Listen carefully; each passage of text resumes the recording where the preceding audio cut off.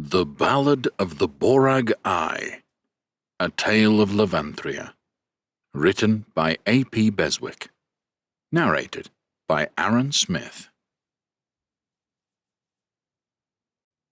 Chapter 1. Ashen Rock Hollow, a stark yet striking expanse nestled in the heart of the rugged obsidian mountain range, was home to the fierce Fire Tusk Clan. The village, an intricate network of caves and dwellings hewn from the mountainside, was as formidable as the orcs who resided within. Dotted with spires of weathered stone, the hollow reached up from the earth like a gnarled hand, its ashen hues a stark contrast against the cerulean sky. Natural fortifications, the jagged cliffs surrounding the village, seemed to bristle with defiance, warding off those who dared to encroach upon the orcish domain. A narrow, winding path cut through the inhospitable terrain, the only route leading to the village. It was strewn with jagged rocks and boulders, evidence of the tumultuous geological past. The path echoed the relentless determination and tenacity of the Fire Tusk Clan, a tribute to their warrior spirit. Within the hollow, the dwellings of the Fire Tusk Clan were carved from the mountainside, their entrances marked by great, rune-inscribed boulders. The dwellings themselves were labyrinthine, designed to confuse and deter potential attackers. A myriad of tunnels led to different chambers, each serving a distinct purpose: communal halls for feasting and storytelling, weapon smithies, and personal abodes. The heart of the hollow was the Great Hall, a colossal cavern where the clan's leader, Borag-I, held council. The cavern's high ceiling was stained black from centuries of fire smoke, and an imposing stone chair, adorned with intricate carvings and beastly motifs, sat at the far end, serving as the leader's throne. Amidst the harshness of the landscape, life thrived. Stout, broad-leafed vegetation clung to the mountainside, stubbornly persisting against the biting winds. Hardy mountain goats nimbly traversed the cliffs, and a clear, icy stream cut through the hollow, providing the villagers with fresh water. In the evening, the hollow would resonate with the sounds of the Fire Tusk Clan, the rhythmic pounding of the smithy, the low hum of orcish chants, and the crackle of fires.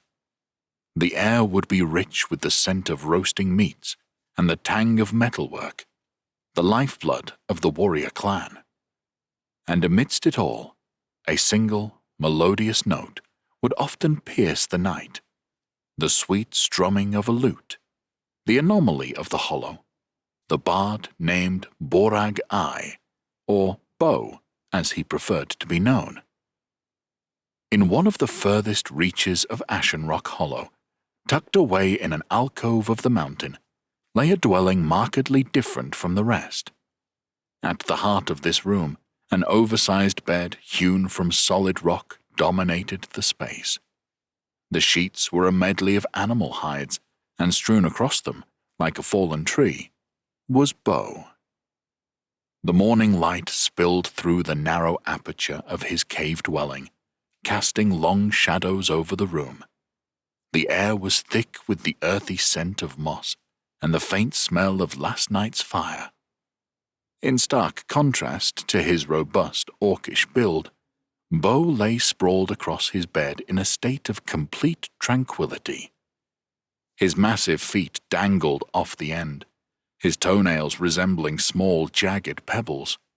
The faint, rhythmic snoring that filled the room was barely audible over the distant clanging of the smithy. Instead of battle scars, his fingers bore calluses from strumming the strings of his beloved lute. Instead of weapons, musical notes and lyrics were scattered across his bedside table. Amidst the serenity of the dawn, Bo was lost in a world of dreams. His massive chest rose and fell rhythmically as he slumbered, the soft hum of a melody escaping his lips. He was dreaming about a song, his nimble fingers plucking at the strings of his lute, the notes forming a beautiful lullaby that made the stars dance in the night sky. The tune wrapped around him like a comforting blanket, filling his sleep with tranquility. Suddenly, the peaceful humming was disrupted by a loud, persistent knocking. The sound ricocheted off the stone walls of his dwelling, shattering the tranquility like a boulder crashing into a serene pond.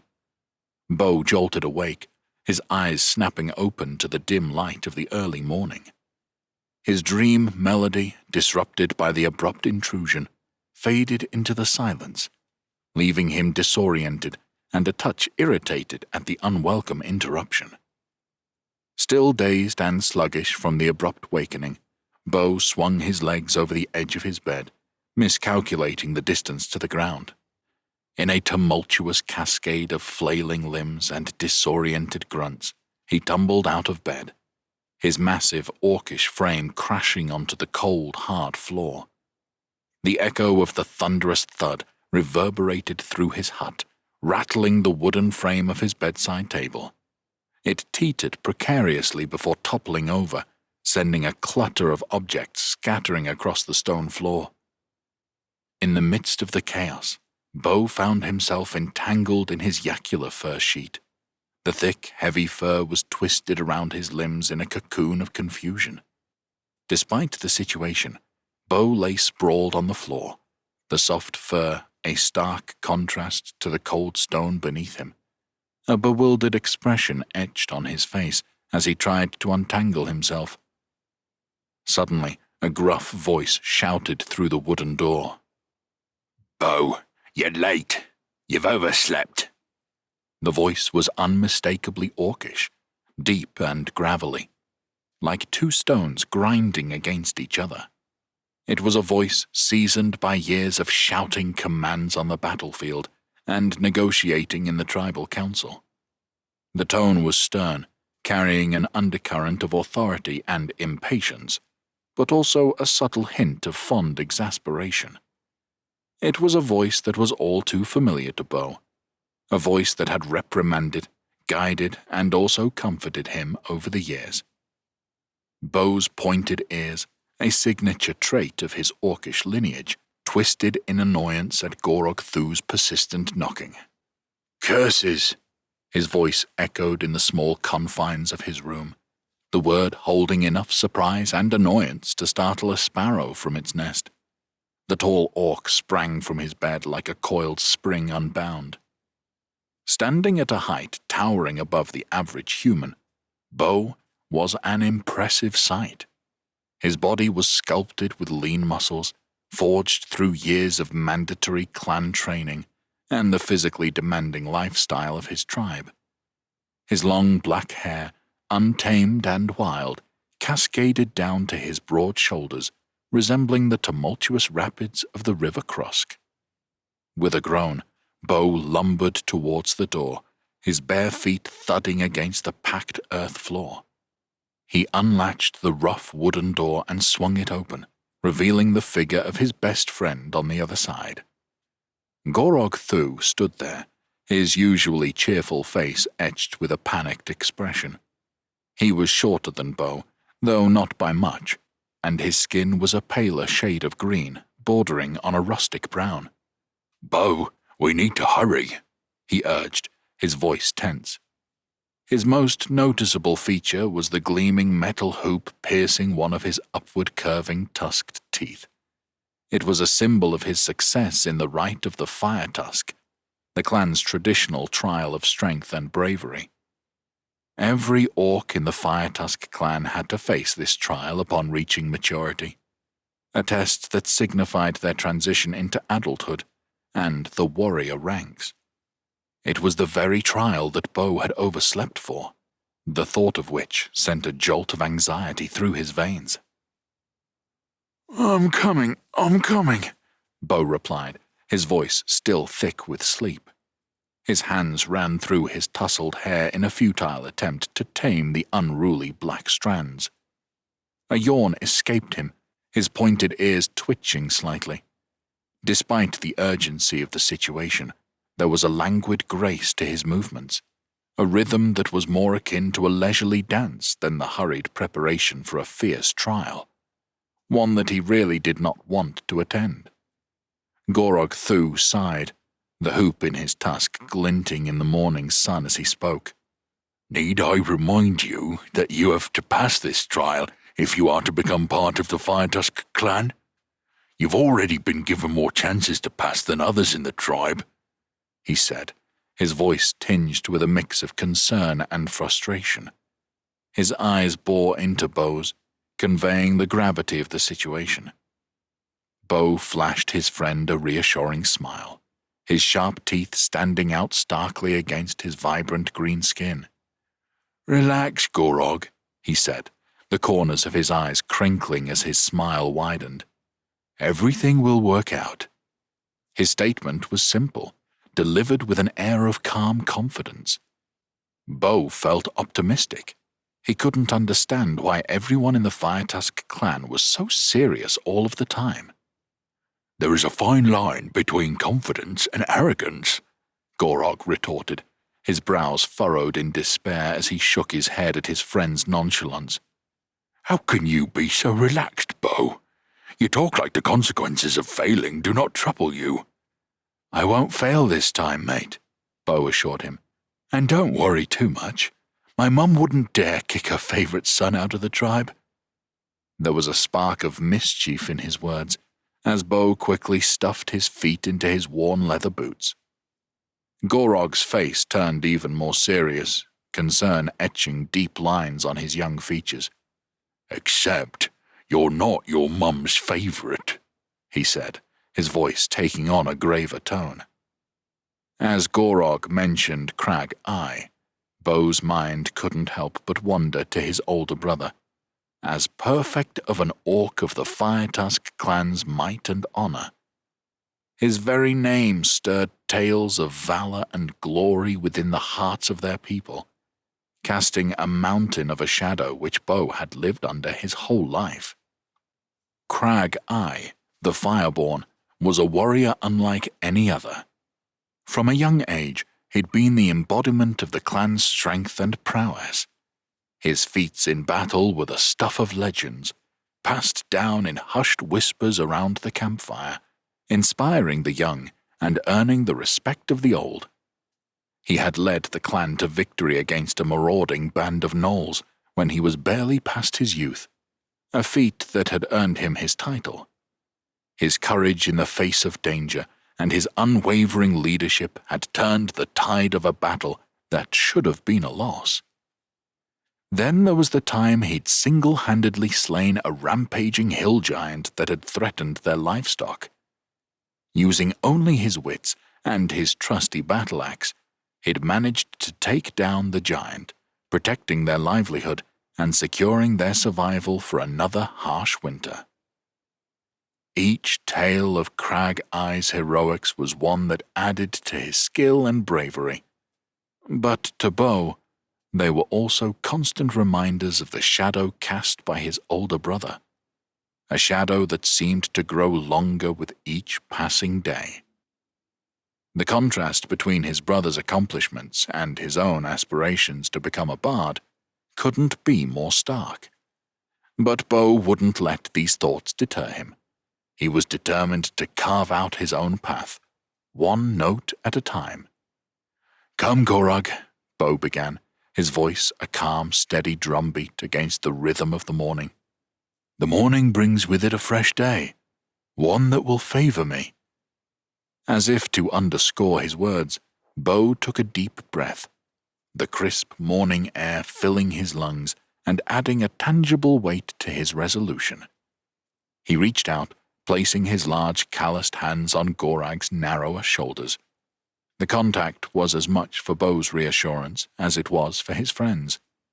"Today," Bo said, "will be a good day."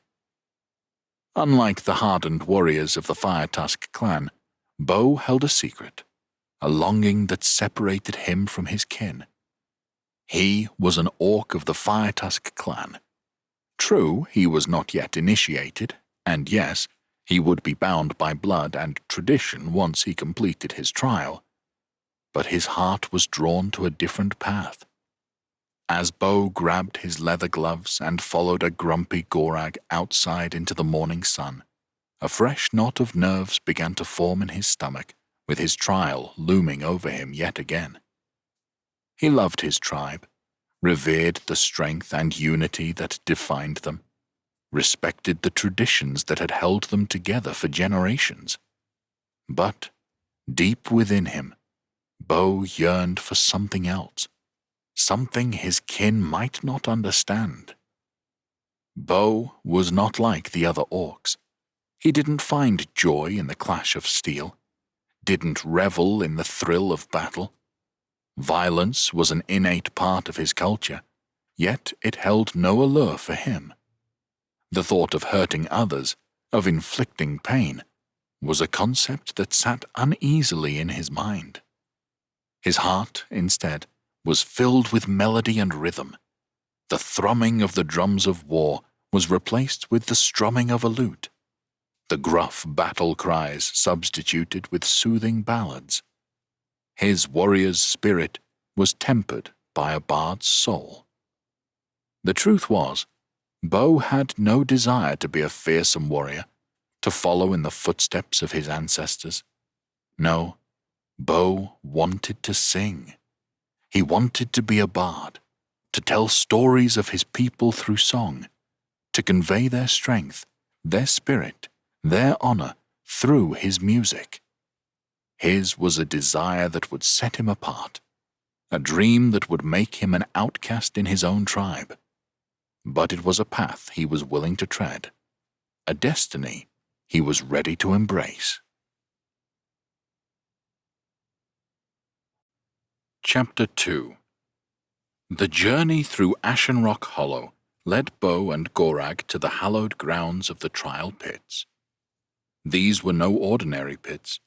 They were an arena crafted from the rugged heart of the land, a hollowed-out basin embraced by the surrounding hills. The earth here bore the scars of countless trials and battles, each mark a story etched into the very fabric of the Fire Tusk Clan. Sentinels of stone, grand statues of past orc warriors, stood tall around the perimeter, their fierce expressions immortalized in the weathered rock. Their eyes, devoid of life yet brimming with spirit, watched over the arena, a storm-filled atmosphere steeped with the clan's glorious history and the legacy its members strived to uphold, a legacy that felt heavy whenever Bo tried to imagine bearing it. Inside the arena, the ground was an unsettling tapestry of crushed bones, each a remnant of a trial past. No, Bo thought, these were not just remnants but tributes, bone shrines to the triumphant and the fallen, a reminder of the stakes that hung in the balance for him today. A massive gathering of orcs encircled the pit, their muscular forms lit by the dancing flames of scattered fires. The air vibrated with their anticipation, a collective heartbeat that pulsed through the arena. The trial was not just a test. It was a spectacle, a celebration of strength and courage deeply ingrained in their culture. As Bo and Borag emerged into the firelit circle, a murmur rippled through the crowd. Their lateness had not gone unnoticed, and a sea of glowing eyes appraised them with a blend of curiosity and judgment. Yet Bo stood tall, his broad shoulders relaxed, his face calm. Beside him, Borag seemed more affected by the crowd, his eyes skittering nervously over the faces. Still, his posture was firm, his loyalty to Bo evident in his determination. At the heart of the bone-littered pit, they faced the expectant crowd, the echoes of past trials whispering around them. At the epicenter of the pit stood a figure of undeniable command, her presence an imposing beacon amid the sea of warriors. Borag-I, the Fire Tusk Clan leader. Beau's mother. Her expression was a storm of suppressed frustration, eyes like glowing embers fixated on the latecomers. She was a force to reckon with, her reputation as a seasoned warrior and fair leader preceding her. Yet, at this moment, she was a mother less than impressed with her son's tardiness. Her eyes gazed down on him, adding further weight on his shoulders, judging and expectant. In this moment, he wished he could be more like his big brother and to make her proud. Cloaked in the dusky glow of the firelight, Borag-I's imposing silhouette seemed to command the pit. She was encased in a striking suit of bone mail armor, each piece meticulously crafted and imbued with the spirits of ancestral warriors. The armor was more than protection. It was a symbol of her authority, her strength, her lineage. As her gaze met Beau's, there was an undeniable spark of challenge in her eyes, a silent demand for him to prove himself. Today was not just another trial. It was a test of his commitment to the clan, to his lineage, and to her. The matriarch's hair, a cascade of midnight black, was plaited tightly and tied back, revealing a face lined with the wisdom of years. From her lower jaw jutted two impressive tusks, filed to sharp points.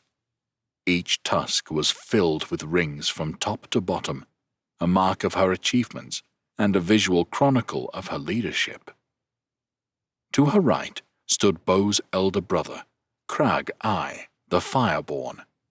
He was a mountain of an orc, hulking and broad-shouldered, his body a tangible manifestation of years of relentless training and combat.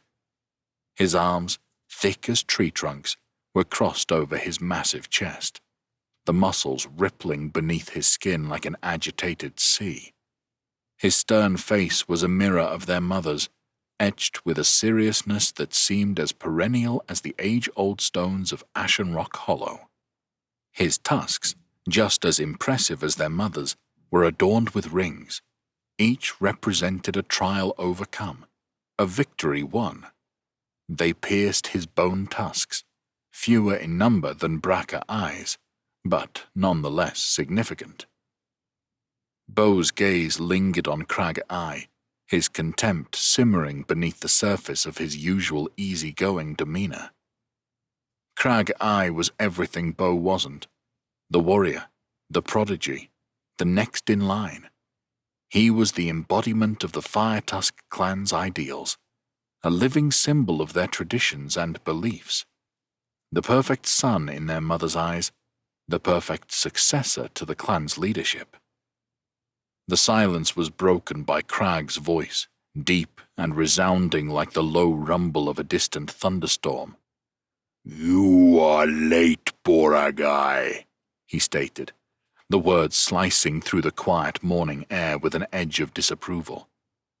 Beau's lips curled into a rare scowl as he met his brother's stern gaze. "Just Beau will do," he responded breezily. His words hung in the air, a rebellious echo bouncing off the surrounding bone shrines, the audacity of his casualness reverberating through the silent crowd.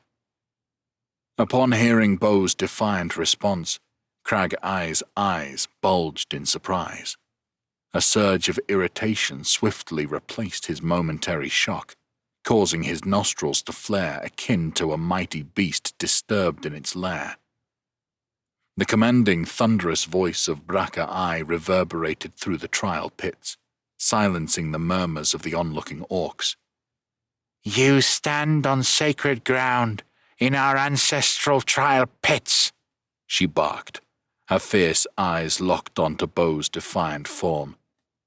"You will be addressed by your true name, the name bestowed upon you at birth, the name I gave you, both as your mother and as leader of the Fire Tusk Clan." Her voice echoed around the pit, carrying the weight and authority of generations of orcish tradition. Borag-I, Braca continued, her voice ringing out strong and clear over the gathered orcish spectators. You have been summoned here today. She cast a disapproving glance in Beau's direction. Albeit late, to participate in the rite of passage. This rite is a sacred tradition of the mighty Fire Tusk Clan, a tradition that you, Borag-I, will undertake this day. With her words, a pulse of primal energy surged through the crowd, culminating in a deafening roar that echoed through the pits, resonating off the bone shrines and statues of past warriors. The sheer force of the united voices of the Fire Tusk Clan shook the ground beneath their feet, making the air itself tremble. This eruption of raw, wild emotion reached into the very core of Beau's heart, shaking him to his roots. It was a vivid, powerful reminder of the weight of the tradition he was about to undertake. A rite so deeply ingrained in the identity of his tribe. This was not merely a trial, but a defining moment that would shape his place in the clan. And, for a fleeting moment, Beau could feel the gravity of it all. The temptation to run gripped his chest, stifling a breath as his heartbeat intensified. He could feel the grip of panic squeezing him even harder. The noise of the crowd cheering became an echoed cheer in the back of his mind, as the pit started to spin around him.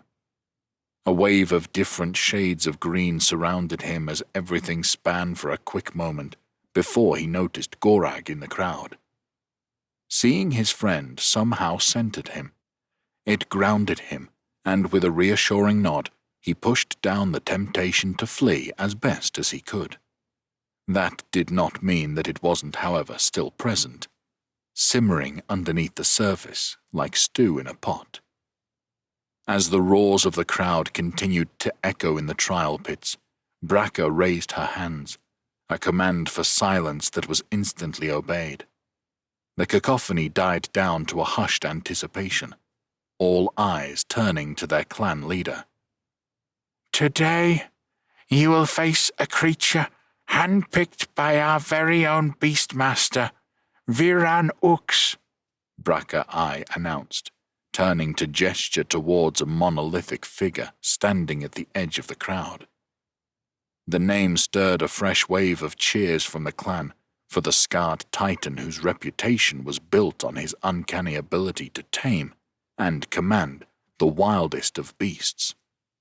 Viran Ux, an imposing spectacle, stood bold with a distinctive white eye, a gift from a past confrontation with a feral creature, now accentuated by a gnarly scar that tore through it. His right hand was missing, and his skin was a canvas of clawed scars. As he lifted his remaining hand to acknowledge the clan's admiration, a sense of foreboding washed over Beau. To face one of Viran Ux's selected creatures was a daunting prospect, one that added an entirely new dimension of dread to his impending trial. Today, Borag-I, you will join our ranks within the great and mighty Fire Tusk Clan, Braca-I proclaimed.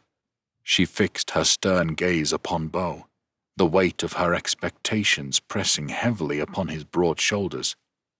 Failure is not an option. To do so will result in your banishment, but I need not remind you of the consequences.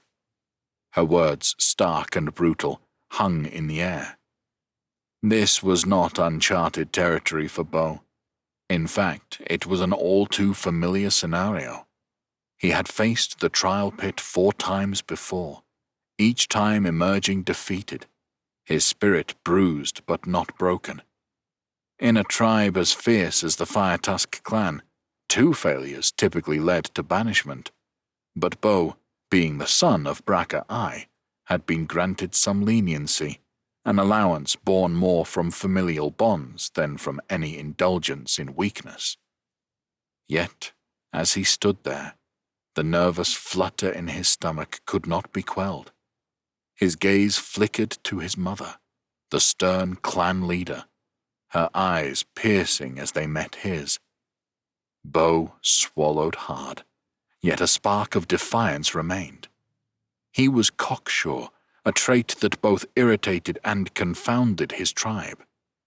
Despite the heavy threat of banishment, he held fast to an underlying belief that his mother, despite her harsh exterior, would never truly cast her own son out into the cold, unwelcoming exile. Standing tall in the pit, Beau's emerald eyes glistened with a cocktail of anticipation and defiance as he held the gaze of his mother and the eager crowd. His mouth curved into a self-assured grin, flaunting his pointed ivory tusks as he boldly declared, "Bring on the beast." The crowd's deafening roar echoed off the stone walls of the pit as Beau's daring proclamation stirred their spirits. In the midst of this primal cacophony, Gorog moved closer to Beau. Placing a heavy hand on Beau's shoulder, he leaned in, his voice firm amidst the uproarious crowd.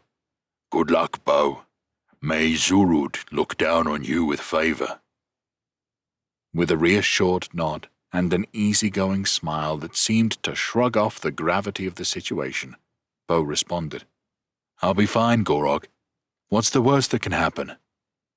In that moment, Beau tried not to look at the bones that littered the pit around him, reminding himself that, for an orc, there were worse things than death. Gorog exhaled a heavy sigh and shook his head. He clapped Beau's shoulder one last time before stepping back, leaving his friend to face the impending trial alone. Meanwhile, Braca-I and Crag-I silently retreated from the center of the pit to join the throng of spectators. No words of wisdom or encouragement were proffered, the weight of the unspoken expectations hanging in the air. Beau watched them walk away, a peculiar mix of resignation and determination settling over him. His heart pounded in his chest like the tribal drums on the eve of a great hunt. This was it. Once again, he was alone, facing the judgment of the pit, the judgment of the Fire Tusk Clan. The Beastmaster, Viran Ux, moved towards a rusted, hefty chain attached to the gate of the beast pen. With a mighty heave he pulled, the gate protesting with a grating screech as it was hoisted upwards. As the dark maw of the beast pen was revealed, Beau found his heart pounding against his ribcage with an intensity that echoed in his ears. He had been here before, 4 times to be precise. Each time a different beast had emerged from that darkness, a new horror designed to test his courage.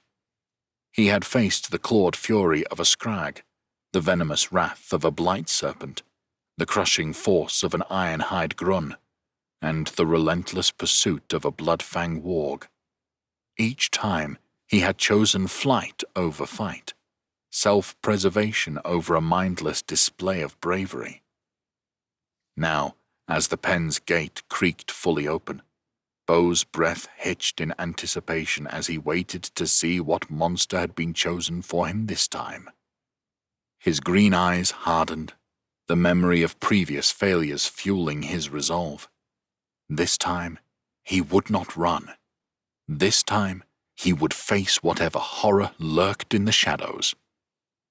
A low, guttural growl echoed from the depths of the beast pen, a primal sound that sent a shiver coursing down Beau's spine. His hands clenched into fists at his sides, his knuckles turning a shade paler under the strain.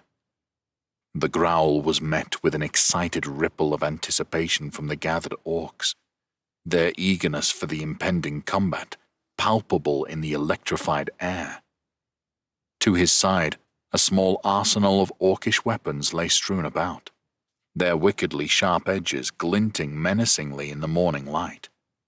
They were a variety of brutal tools, bone-hilted swords, spiked maces, and jagged-edged axes, each one designed to deal deadly blows to any adversary. Yet, their placement was no mere coincidence. Purposefully left right next to the pen, they were designed to draw the initiate towards the impending danger, to coerce them into the heart of the action, into the maw of the beast. For Beau, however, this was a prospect he was keen on avoiding. He had no interest in charging head first into a melee, no desire to spill blood for the sake of it. His heart yearned for melody, not for battle cries, and his hands longed for the strings of his guitar, not the cold hilt of a sword. Yet, he knew he had to face this challenge head-on, for his tribe, for his mother, but most importantly, for himself. If Beau could pass his trial with honor and bravery, he might finally gain the respect of his tribe, and with that, a leniency that could permit him to chase his dream of being a bard. Rising from the depths of the pen was a creature known as a Leo centaur. Its body was as robust and graceful as a horse's, covered in a tawny coat of fur. Its head, however, was that of a lion's, complete with a wild mane and a mouth full of deadly gleaming teeth. Its eyes were a haunting amber, flickering with a predatory hunger that seemed to bore into Beau's very soul. The creature's strong horse-like legs ended in lion-like paws, each with sharp, retractable claws that scratched against the ground. A tail, more akin to a lion's, flicked restlessly behind it, the tufted end swishing in anticipation of the forthcoming battle. Protruding from its lion head were two large, twisted horns, their ivory hue contrasting sharply against the tawny fur, their pointed tips gleaming ominously, prepared to skewer and slay with ruthless efficiency. Not what Beau wanted to face. As the beast made its presence known, a primal terror welled up inside Beau. He was no stranger to these trials, and yet the sight of the creature, its predatory eyes locked onto him, struck a chord of dread that rooted him to the spot. Despite the mental commands he sent to his legs, they refused to comply, frozen in place as if the ground beneath them had turned to solid ice. All his previous encounters with the beasts of the trial pit flashed before his eyes, sending a shiver down his spine. The air around him seemed to thin, making every breath a struggle. He was trapped in the beast's gaze, his body paralyzed by a fear that he had never felt before. Beau's struggle was not due to lack of physical prowess. He had spent the last 25 years training and preparing for combat, his body honed and ready for the challenges that the trials presented. He was a Fire Tusk after all, born from a lineage of warriors whose physical might was the stuff of legends. The battle that raged within him was far more complex. It was a clash of values, of identity. On one side, the expectations of his tribe and lineage demanded that he show his might, claim his first hoop on his tusk, and secure his place in the Fire Tusk Clan. He knew he had the capacity, the potential to take down the beast before him, to claim victory and honor in the eyes of his people. On the other side, though, was a different desire, one that set him apart from his kin. Beau had no interest in fighting, no desire to harm another creature, no matter how fearsome it might be. He was not like his kin. He did not revel in combat and conquest. His heart yearned for a different path, one of harmony, not discord, of creation, not destruction. Amidst the clamor of the crowd, a voice sliced through the air, jolting Beau from his mental turmoil. Do something, Bo, Gorog Thu pleaded. As Bo stood there, paralyzed, the crowd started to react. Laughter broke out, harsh and cruel, bouncing off the walls of the pit. Look at him, he's frozen, one orc jeered, his voice booming with mockery. Seems like Bo has pissed himself, another chimed in, a malicious grin splitting his face. Each jab stung more than the last. Despite their brutal exterior, orcs loved a spectacle, and right now, Bo was providing them with just that. A wave of embarrassment washed over Bo as the heat rose to his cheeks. His face flushed a deeper shade of green, and he couldn't help but feel the weight of the entire tribe's eyes upon him. Yet, despite the shame and humiliation, he remained rooted to the spot, unable to move to take a single step forward. With a formidable roar, the Leo centaur bared its teeth, its eyes ablaze with primal fury. It pawed the ground once, twice, and then exploded into a gallop. Dust billowed behind the creature, its every stride powerful and purposeful, closing the distance between it and Bo with terrifying speed. All the while, Bo could only stand there, transfixed by the sight before him. His eyes were locked onto the Leo centaur's, caught in the hypnotic gaze of the beast that was charging towards him. He could see the burning intensity in the creature's eyes, the raw, untamed power of a beast forged by nature's harshest conditions. The sight should have terrified him, spurred him into action. But it didn't. Instead, he felt a strange sense of calm washing over him, as if time had slowed down, and all he could hear was the rhythmic beat of his own heart. The world around him blurred into insignificance, the jeering crowd fading into the background. It was just him and the Leo centaur now, their eyes locked in an eerie dance of life and death. Just as the Leo centaur was about to reach Bo, a blur of motion shot past him.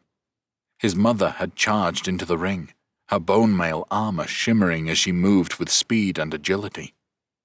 Grabbing hold of the Leo centaur's curled horns, she forced its head downwards, causing the creature to skid in the dust, scrambling to regain control. With a strength that could only come from years of leading the Fire Tusk Clan, Bracca-I shifted her weight and spun around. The Leo centaur, caught off guard, was sent sprawling away from Bo, a trail of dust billowing in its wake. The crowd fell silent, their cheers and laughter abruptly cut short. All eyes were on the pit, where the leader of the Fire Tusk Clan had intervened to protect her son. There was an air of disbelief as the spectators watched the unfolding spectacle, their raucous jeers replaced by a stunned silence. Reacting swiftly, Viran Ux, the Beastmaster, lunged towards the displaced Leo centaur and hurled thick chains around the creature's neck. His single white eye glinted with a calculated precision as he yanked on the chains, pulling the beast off balance. The Leo centaur snarled and thrashed, but Viran Ux stood firm. His muscles bulged, straining against the weight of the beast. Yet he maintained an iron grip on the chains. The strength he displayed was colossal, dwarfing even that of the largest warriors in the clan. Bo stood frozen to the spot, his legs paralyzed with fear. As much as he willed them to move, it was as though his feet were made from stone.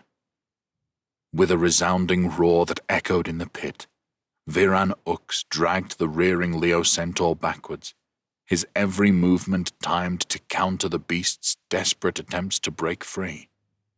It wasn't long before he had pulled the creature back towards the pen, despite its snarling protests. The crowd watched in awed silence, their breaths held as they witnessed the sheer force of the Beastmaster. The proud leader of the Fire Tusk Clan now stood deflated, her imposing figure somehow diminished by Bo's lack of action. She did not even have to speak for Bo to understand. He had failed. Chapter 3. The laughter and jeers of his tribe stung like an open wound as Bo made his way back to his hut. But he held his head high, not letting them see his pain. In a moment of frustration, he kicked open his door, the sturdy wood splintering under his force. The room, a familiar refuge, seemed to close in on him as he stormed in. His bed, his solitary haven, was the only welcoming sight. Without a second thought, he dove onto it, sinking into the soft yacular fur mattress. Burying his face in his pillow, he tried to banish the world outside and the disappointment that coursed through his veins. The pillow muffled his frustrated groans, providing the only comfort in this moment of utter defeat. The sound of hesitant footfalls broke through the suffocating silence in the room. "Are you okay, Bo?" Gorog Thu had followed him home. Bo's muffled voice seeped out from beneath the pillow, thick with frustration and bitterness. "You didn't see the way she looked at me, Gorog," he growled. "The hatred in her eyes. It was like I was a stranger. I'm her son, not some enemy." Then his voice grew harsher, rising in volume as he continued. "And don't get me started on Crag. I could see his smug grin plastered all over his face when I failed." The image of his brother's self-satisfied expression at the pit was seared into his mind. "He revels in my misery. The bastard," he spat. "What do you think will happen now, Bo?" Gorog asked, shifting uncomfortably where he stood. "You know the consequences when someone fails the trial." His voice wavered, but he kept his eyes on his friend, a glimmer of worry flickering in his otherwise sturdy gaze. Bo sighed heavily. "Oh, I've been in this mess before, Gorog," he said, finally lifting his head to meet his friend's gaze. "She'll probably forgive me again. I'll just need to lay low for a while, until the dust settles at least." As he said this, his mind replayed the image of his mother's face. Her burning gaze seared into his memory. The disappointment, the anger. It was a sight he was all too familiar with. Yet, this time, something felt different. A cold, sinking feeling nestled itself in the pit of his stomach. A new, unwelcome guest. Was it possible that this time she meant what she said? Could she truly follow through on her threats? The thought sent a shiver down his spine, leaving him in a cold sweat despite the warmth of his room. Gorog gave him an uncertain look, seemingly weighing his words. "You're the chieftain's son," he affirmed, scratching at his tusk nervously. "I agree, you just need to keep your head down for a few days, maybe a week." He paused, his brow furrowing as he studied Bo's face. "Or even 6, he added, the jest failing to completely mask his concern. "Thank you," Bo said simply, his voice a whisper in the quiet room. Shifting his gaze, he reached forward to grab hold of the one object that always brought him comfort. His guitar. It was an odd sight to see an orc with such a delicate instrument, but Bo held it with a gentle care, a stark contrast to the usual roughness associated with his kind. The worn wood felt familiar and comforting under his touch, the strings cool against his fingers. With a deep breath, he began to play. The tune was soft and melodic, the notes floating around the room in a soothing rhythm. His fingers danced over the strings with an ease that came from years of practice, each strum a sign of his dedication. Bo allowed his mind to focus solely on the music, the familiar notes helping to calm the turmoil of his thoughts. He adjusted his grip, refining a couple of notes, his heart starting to sync with the rhythm of the song. The room filled with the melodic sound, his worries momentarily fading away. As Bo continued to strum the strings of his guitar, the tension seemed to melt from his body.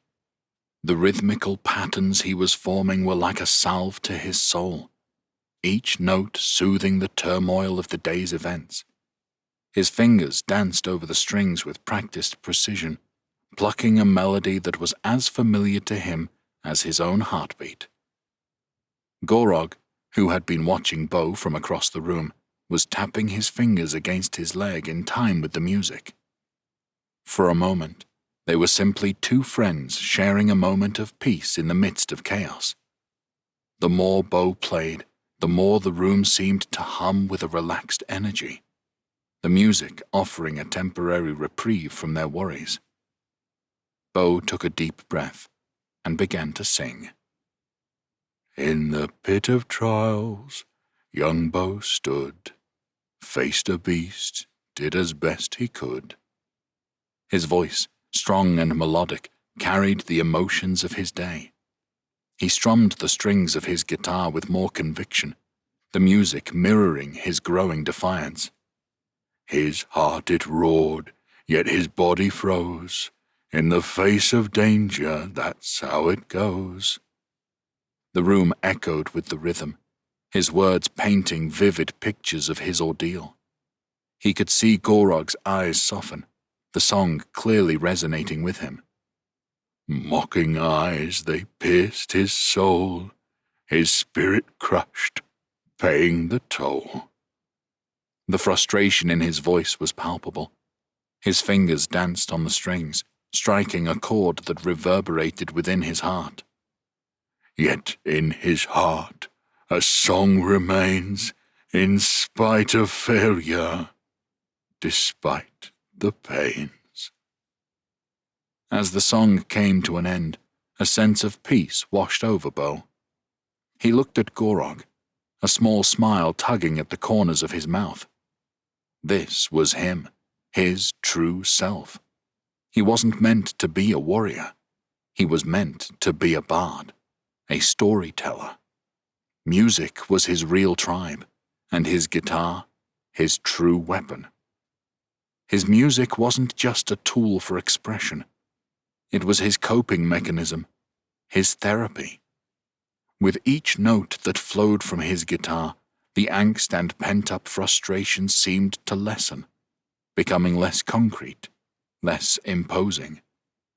His humiliation, once as rigid and imposing as a wall, now ebbed away like the tide, leaving behind a calmness that surprised him. And as the last note of his guitar faded into silence, Bo found himself in a state of tranquility.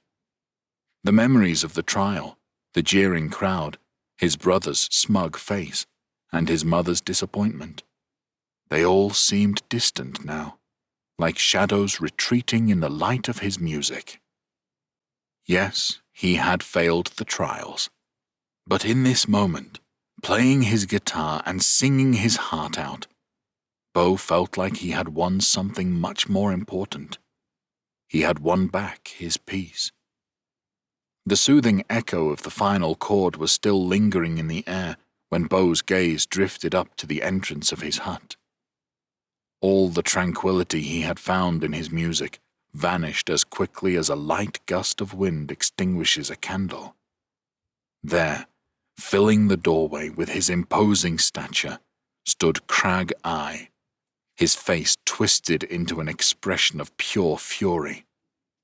The comfortable atmosphere in the room shifted in an instant, replaced with a tense silence that made the air feel heavy and suffocating once more. The calm sea that Bo's music had summoned was now replaced with an impending storm, and Bo could already feel the first drops of rain.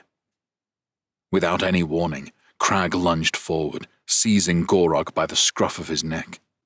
His grip was ironclad, the raw power in his muscles evident. With a swift, jerky motion, he tossed Gorog outside the room. His voice, when he spoke, was low and threatening, a barely restrained growl. "Leave, while you still can."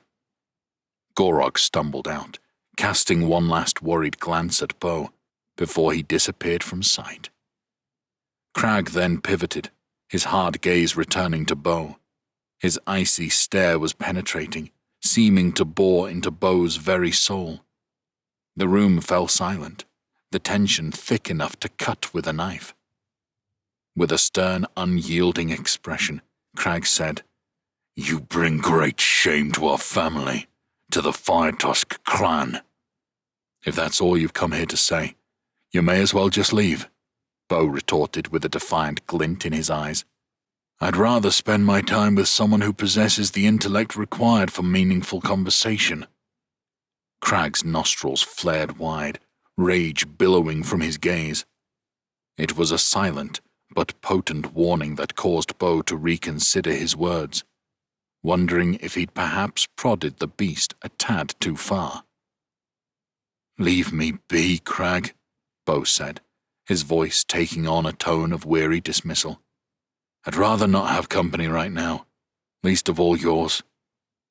With a self-satisfied air, Crag tilted his head, his eyes gleaming with triumph. "In Exile, you'll find all the space you could ever desire." Rolling his eyes, Bo gestured towards the door. "I don't have time for this, Crag." With an agility that contradicted his hulking frame, Crag swiftly gripped Bo by the scruff of his neck, hoisting him up until they were eye to eye. His foul breath washed over Bo, who managed to retort with a cheeky grin. "Ever heard of a tusk brush, brother?" Crag's response to the quip was a roar of pure rage. With a swift, powerful motion, he flung Bo with an astonishing force, causing him to crash through the wooden wall of his room. Bo flew through the air, his body careening off the rough dirt outside and skidding across the gravelly ground in a cloud of dust and debris. Reeling from the sudden violent flight, Bo found himself disoriented, the world around him spinning in a haze of confusion. He heaved, a rough cough escaping from his lungs as he struggled to regain his bearings. As the dust began to settle, it slowly dawned on him that he wasn't alone. A group of orcs from his tribe had formed a crowd around the house. Their faces reflected a strange mix of curiosity and anticipation. Among them, standing at the front, was his mother, Borag-I. Her stern face was unreadable, but there was a certain tension in her stance that worried Bo. Through the settling cloud of dust and the jagged remnants of his once intact wall, the hulking silhouette of Crag loomed ominously.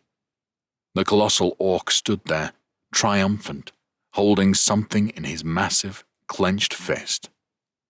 As the dust cleared, the reality hit Bo like a punch in the gut. Crag was holding his cherished guitar, the instrument that offered him solace and comfort in his most dire moments. The sight of his brother wielding his precious possession ignited a fresh wave of horror in Bo's heart. Crag's voice rang out, clear and intimidating in the sudden quiet. "I found this worm," he gestured at Bo with a dismissive flick of his hand. "Not in turmoil at failing yet another trial. Not clamouring for forgiveness for bringing shame to the Fire Tusk Clan." The muscular orc towered over the scene, his broad shoulders backlit by the setting sun, casting an imposing shadow that fell across the gathered crowd. His eyes, burning with an inferno of contempt and rage, bored into Bo's. "Instead," Crag sneered, "he was playing music and singing with this blasted thing." He held up the guitar for the crowd to see, his fingers coiled around it like a vice. The guitar looked absurdly small, almost fragile in his immense grasp. Driven by a desperate need to save his prized instrument, Bo sprang to his feet and hurled himself at Crag. His fingers clawed at his brother's hand, trying to pry the guitar free. But Crag's grip was unyielding, as solid and immovable as a mountain. With a swift, dismissive shove, Crag sent Bo sprawling back onto the ground. Crag then casually tossed the guitar towards their mother. The instrument skidded across the gravelly surface, throwing up a cloud of dust before coming to a halt right in front of her feet. The strings hummed a mournful note, distorted and discordant. Bracca-I's gaze flickered between the guitar and Bo, her expression an unreadable mask. Her eyes, however, bore a clear message of disapproval. As she looked at Bo, her gaze bore into him, sending a chill down his spine. It was a look he had seen before, a look of disappointment that cut deeper than any orcish blade.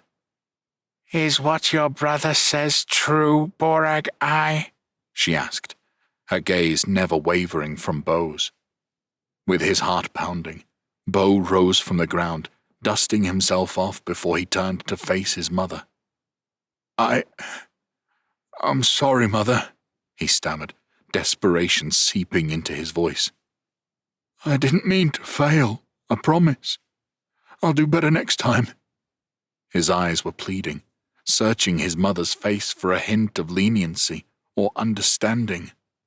With a thunderous growl that echoed throughout the clearing, she proclaimed, "You bring great shame upon our glorious Fire Tusk Clan, Borag-I. I have afforded you opportunities to pass our sacred trials and ascend our ranks, opportunities that no other orc in this tribe has been given. And each time you have spat on these chances, tossed them back in my face, in the face of our entire tribe." Her voice hardened. "In accordance with our ancient bone laws, Borag-I, I hereby banish you from the Fire Tusk Clan. May you wander the wilderness until you find the purpose that eludes you here." Inside Bo's mind was a tumult. Over the years, the threat of banishment had hung over him like a storm cloud, but he had always seen it as a distant thunder, a mere rumbling that would never break. His mother, despite her stern demeanor, had always shown him leniency. Or so he thought. He had convinced himself that she would never actually cast him out, that blood was thicker than the clan's laws. Yet here he was, standing in the cold reality of exile. His mother had actually followed through on her threats. It was something he had never truly prepared himself for. "Mother, please," Bo stammered. His knees threatened to buckle. His heart pounded in his chest. He turned his pleading eyes to his brother. "Crag," he implored. But the stoic face of his elder sibling held no mercy. He spun around, his gaze darting across the faces of his kin, searching for a hint of sympathy, a sign of support. "Please," his voice echoed across the silent crowd. "Don't do this. I can do better. I promise." Each word was a plea, an oath he was desperate to make good on. But his pleas were met with hard faces and closed hearts, leaving him feeling more isolated than ever. Bo's eyes found Gorog in the crowd. His friend, always steadfast, always there for him through thick and thin, looked stricken. Gorog could not meet his gaze. His shoulders slumped, his head bowed. He was powerless in this situation. No amount of camaraderie or pleas could influence the chieftain's decision. This silent rejection struck Bo like a physical blow. A wave of regret flooded Bo's consciousness. He wished he could have been different, wished he could have been the orc his family and his tribe expected him to be. If only he could have suppressed his distaste for violence. If only he could have silenced the melodies in his heart and quieted the songs in his soul. But it was too late now. He had squandered his chances, lost in his own world of melodies and dreams, oblivious to the realities of his world. Now the repercussions of his choices were all too clear as he stood on the precipice of exile, surrounded by the cold, indifferent faces of his clan. His heart ached with regret, with a yearning for a past he could not change, and a future he could not avoid. In this moment, the crowd of watching orcs became a blur to Bo, an undulating wall of all shades of green, from the palest of limes to the darkest of forest hues, swam before his eyes. Their jeers and scornful remarks tore through the air, their long-suppressed frustration at the leniency he had been granted now spilling forth. As the world spun dizzyingly around him, the vibrancy of the orcish throng was a disorienting storm of colour. His heart pounded in his chest as the weight of their disdain pressed heavily upon him, the crushing reality of his predicament threatening to pull him under. In this moment, Bo's world was reeling. The jeers from the crowd, the scornful gaze of his mother, and the smug satisfaction on his brother's face coalesced into a whirling vortex of stress and humiliation. A sickening knot twisted in the pit of his stomach, threatening to surge up his throat. He clamped his jaws together, fighting the wretched gag reflex that bubbled up his esophagus. His mouth tasted of bile and defeat as he struggled to swallow down the instinctual urge to vomit, his body's physical response to the sheer terror and betrayal he was enduring. Mocking cries erupted from the crowd of orcs, their voices uniting in a dissonant symphony of scorn.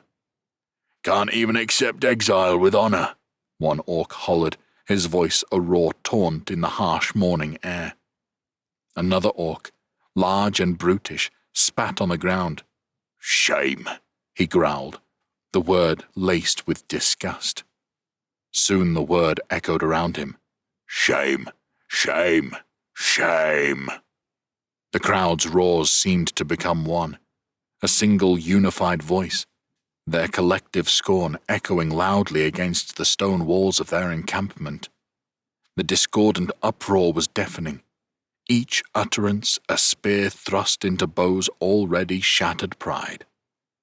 His mother, Borag-I, glanced at the crowd berating her son, and lowered her head in shame, her face a mask of disappointment and heartache. Her gaze then shifted to Bo's guitar lying on the ground in front of her, and her expression changed in an instant. Her face contorted with anger, her lips curling into a snarl.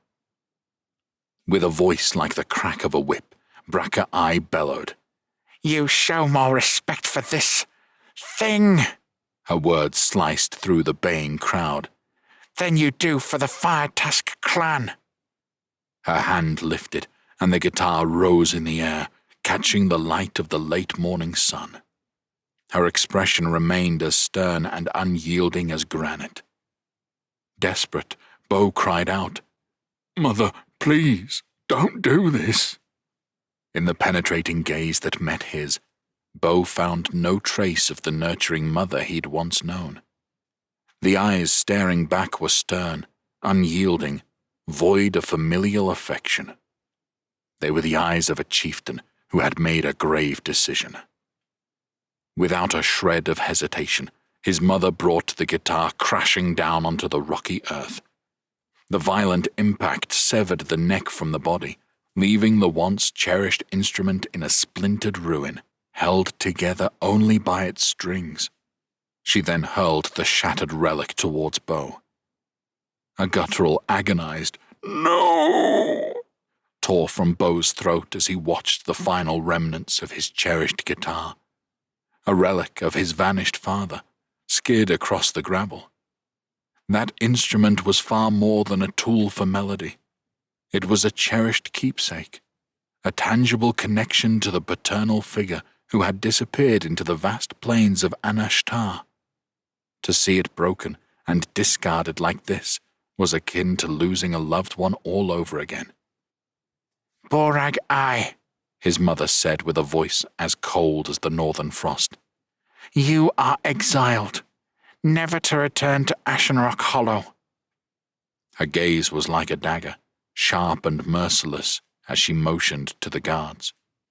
2 burly orcs promptly moved forward, their heavy hands clamping onto Beau's upper arms. Their iron grips left no room for resistance, and Beau was forcibly dragged away from his home, his tribe, and the life he had known. He glanced back over his shoulder, his eyes lingering on the shattered remains of his guitar, the splintered embodiment of his dreams. Chapter 4. Beau's body jostled and skidded across the rocky terrain as he was roughly flung forward by the orcish guards. The village of Ashen Hollow, once his home, was now a fading image in the distance. His rear collided painfully with the stony ground, his teeth clattering from the impact. He was discarded like unwanted refuse, tossed aside with no more regard than a piece of garbage. One of the burly orc guards sneered down at Beau, a cruel grin splittering his coarse face. "Enjoy your new life, you runt," he jeered, his voice grating like stone on steel. "No longer will you taint our tribe with your musk." He let out a gruff laugh that echoed off the barren landscape. To Beau, the words spoken by the orc were nothing more than a muffled echo, his head feeling as if it was submerged under water. His mind was reeling, caught in a whirlwind of disbelief and despair. This all felt like a surreal nightmare, a wild dream from which he expected to awaken at any moment. Reality seemed to ebb and flow around him, the harsh jeers and the barren landscape fading into a hazy blur. It was as if he was standing on the outside, looking in on someone else's life. The discordant twang of Beau's guitar strings resonated through the air as the other orc flung it haphazardly towards him. It was a dismal, unsettling sound, like the death knell of his old life. The orc's gruff voice cut through the haze, a harsh taunt against the backdrop of his spiraling thoughts. "Good luck saving that," he sneered, the scorn in his voice palpable. The 2 orcs, with their malicious grins still plastered on their faces, turned their backs on Beau, walking off without sparing him another glance. Their laughter echoed in the silent expanse, leaving Beau alone and destitute in the desolate, barren wastelands of the Gorgoroth Flats. This was it. The realization dawned on Beau as the echoes of the orcs' laughter faded into the distance. He was exiled, banished from the only home he had ever known. As he sat there, alone in the desolate Gorgoroth Flats, he couldn't help but think of the small, silly things he'd miss about the Fire Tusk Clan. No more races on the back of the young Gronlings, he thought, a pang of nostalgia hitting him as he remembered the wind rushing past him, the thrill of competition coursing through his veins. No more late-night feasts around the fire with stories and laughter filling the air. His heart ached at the thought of the camaraderie, the sense of belonging that he'd taken for granted. No more training sessions with Crag, the grueling but rewarding experience of honing one's skills. Beau realized that he'd even miss his brother's stern face, the feeling of accomplishment when he managed to land a hit. And no more Blood Moon Festival, the most anticipated event in the clan's calendar each year. The memory of the vibrant celebrations, the music, and the dancing seemed like a cruel joke now. With an aching heart, Beau reached out for the remnants of his guitar, cradling it in his arms as though it were a fragile infant. He carefully brushed away the dust from its splintered body, his rough fingers tracing over the familiar contours, a somber silence wrapping around him. The sight of his cherished instrument, now reduced to a mere shadow of its former self, was a cruel reflection of his own state. Stripped of his identity, his home, his clan, he was as broken as the guitar he held in his arms. Tears welled up in his eyes, blurring his vision. They streamed down his face, carving a path over the rough green skin. His fingers tightened around the guitar, the usually sturdy wood creaking ominously under his grip. He bowed his head, his long, unkempt hair forming a curtain around him, shielding his sorrow from the world. For a moment, he allowed himself to grieve, to mourn the loss of his past life, his home, and the comfort of his guitar's once soothing melodies. It was as if a part of him had been ripped away, leaving a gaping hole in his heart. Under the relentless glare of the sun, Bo managed to rise to his feet, his legs shaky but defiant. His surroundings were unfamiliar, an expanse of barren wasteland stretching as far as his eyes could see, dotted with sparse vegetation and rocky outcrops. The once familiar sounds of his clan, the bustling life of Ashen Rock Hollow, were replaced by the lonely hum of the wind. With no clear direction or purpose, he began to walk. His movements were robotic, each step a monumental effort. His mind was a whirlwind of thoughts, questions with no answers, regrets and fears tangling into a dark knot. But in this moment, the only thing he could do was put one foot in front of the other, to keep moving, to survive. The sun bore down upon him mercilessly as he trudged through the wasteland. His body screamed in protest, his muscles aching, his throat parched. But Bo continued on, driven by a primal instinct to endure. His journey had just begun. As Bo made his way through the desolate wasteland, the passage of time seemed to blur into an indistinguishable haze. The sun would rise, casting long, harsh shadows on the rough terrain, and then fall, replaced by a cold, indifferent moon. This cycle repeated itself more times than Bo could count, each day indistinguishable from the last. His orcish constitution was formidable, a trait of the resilience of his kind. Their bodies were built for endurance, capable of withstanding the harshest of environments. But even for Bo, the lack of sustenance was beginning to take its toll. His stomach churned with hunger, a hollow ache that gnawed at him relentlessly. The lack of water was even worse. His throat felt as though it was lined with sandpaper, each breath causing a painful scratch. The relentless sun, the unending expanse of wasteland, the harsh winds, the isolation, all of it combined to form a grim symphony of desolation. It was a daunting reality he had to face. Yet, in spite of it all, Bo persevered. He walked under the sweltering sun, the wind beating against his skin. His legs moved with mechanical monotony, and his body cried out for rest, for sustenance. But Bo pushed onward. He was not just an orc. He was a Fire Tusk.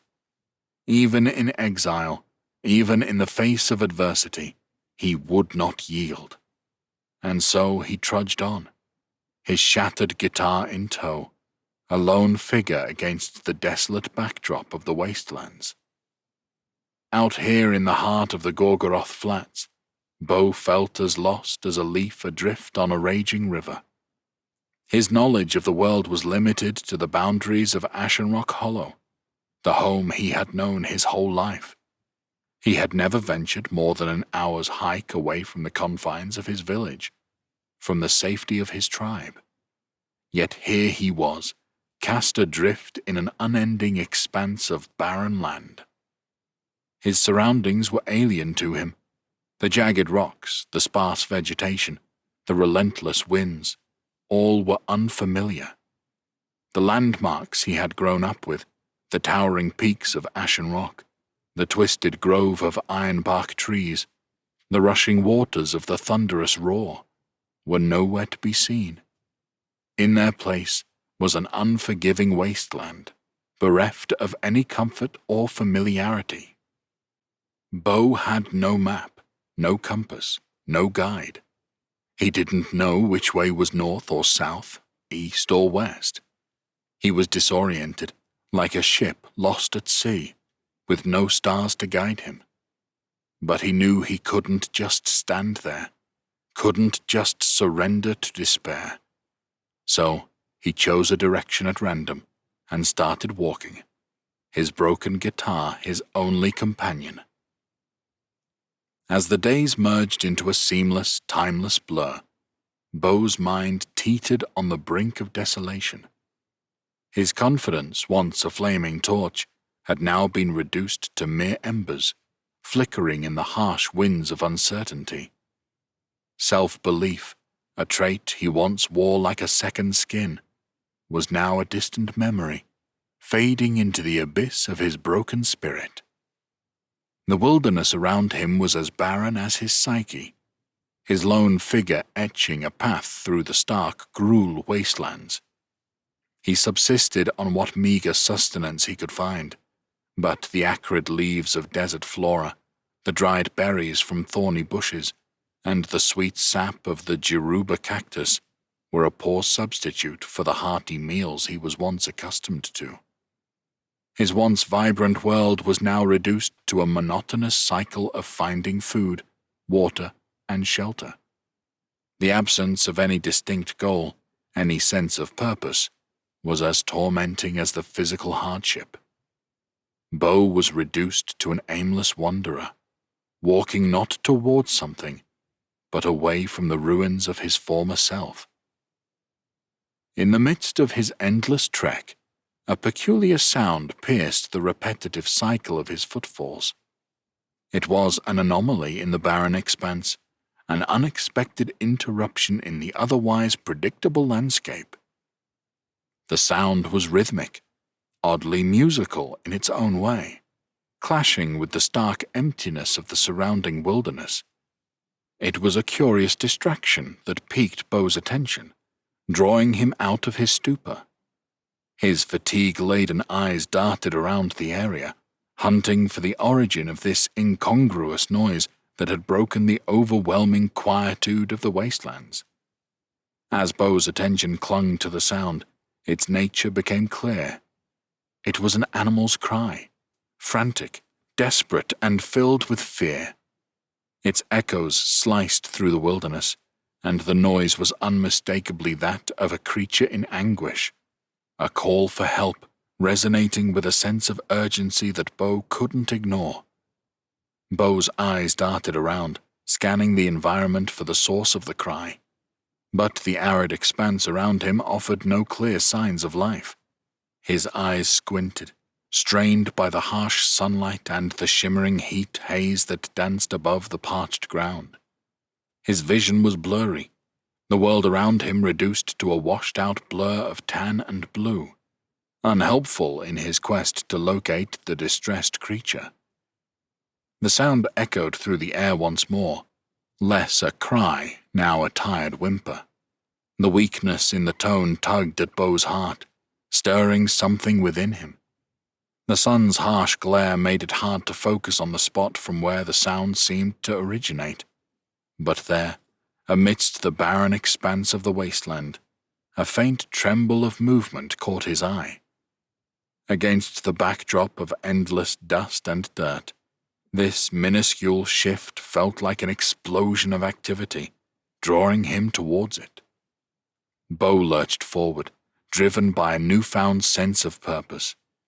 His heavy feet dug into the loose sand, each step propelling him closer to the source of the whimpering sound. His pace was frenzied, reckless even, and his feet slipped out from under him. With a thud, he hit the sand, tumbled and rolled, losing control of his movement.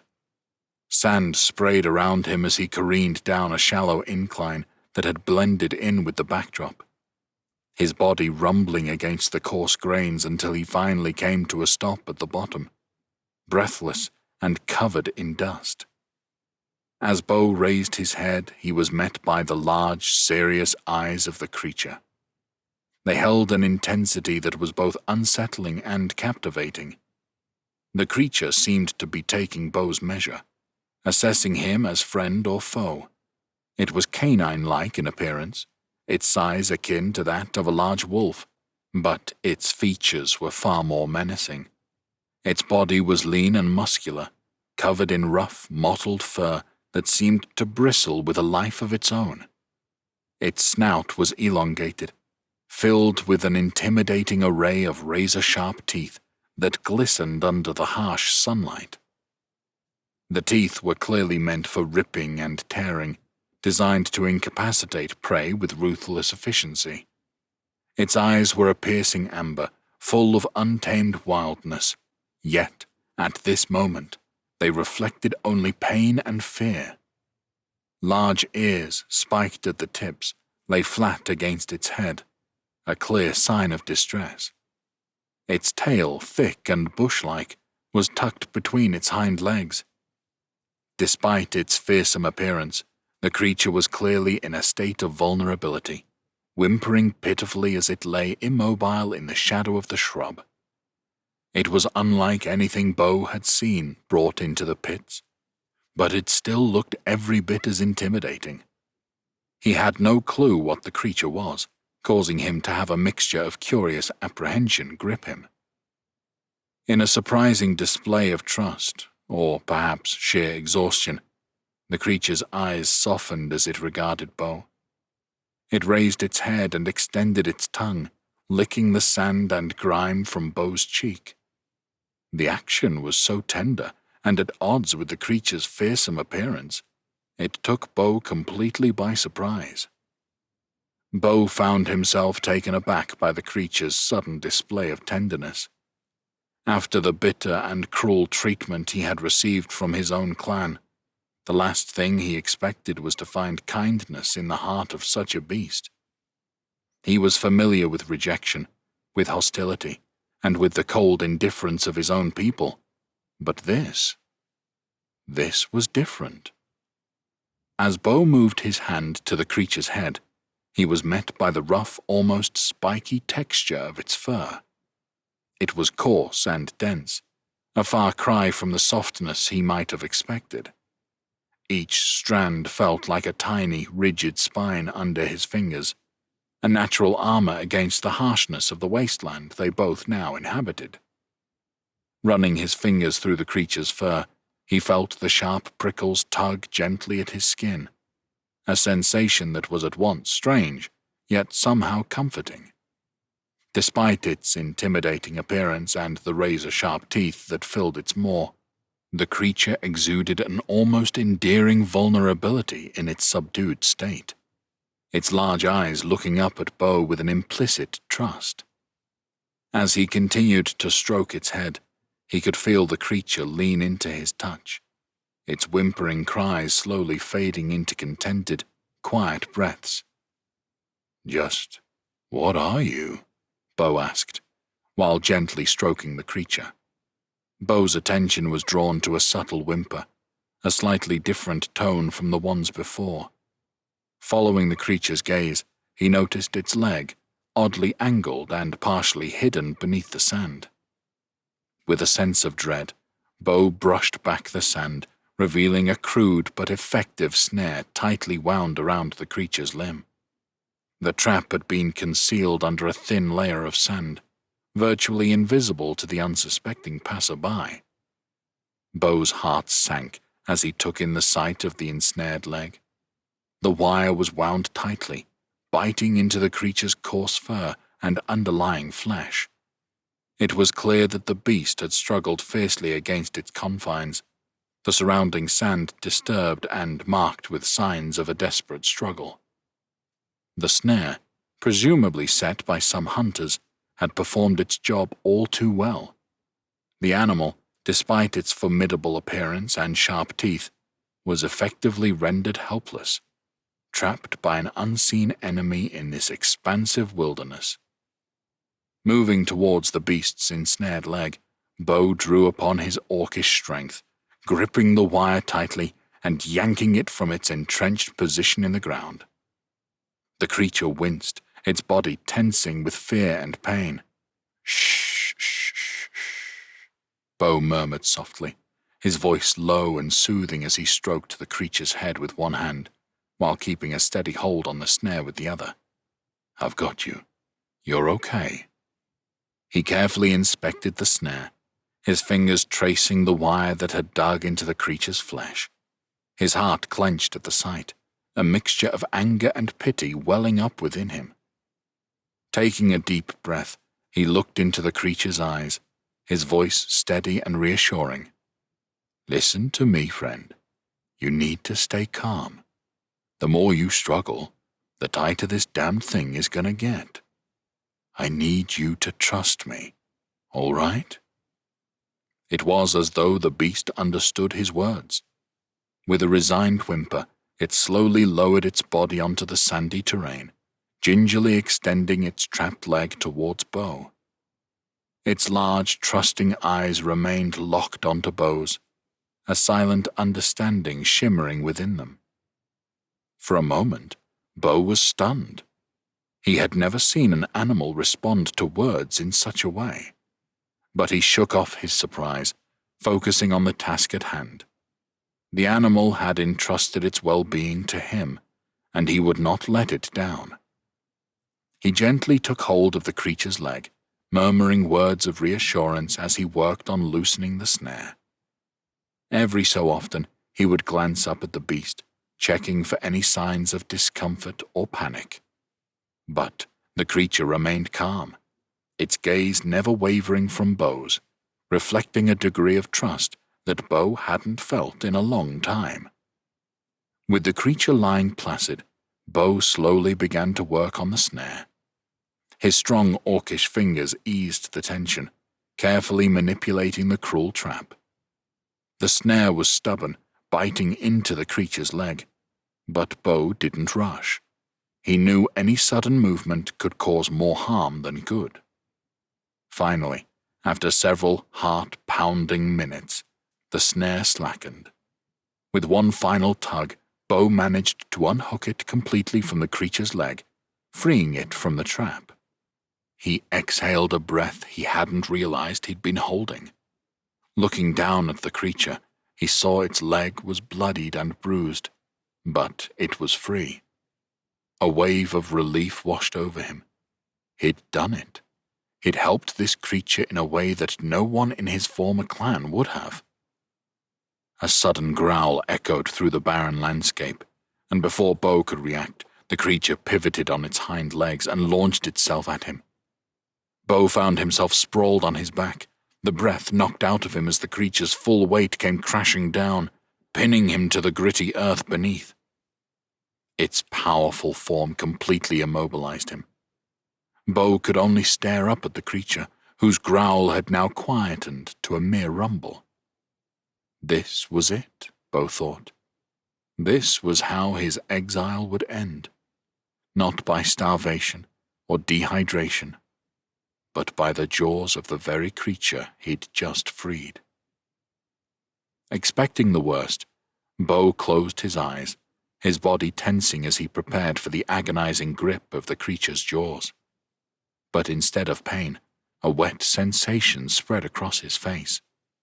He cracked open his eyes, only to see the creature's massive tongue lapping at his face, causing an unexpected ticklish sensation.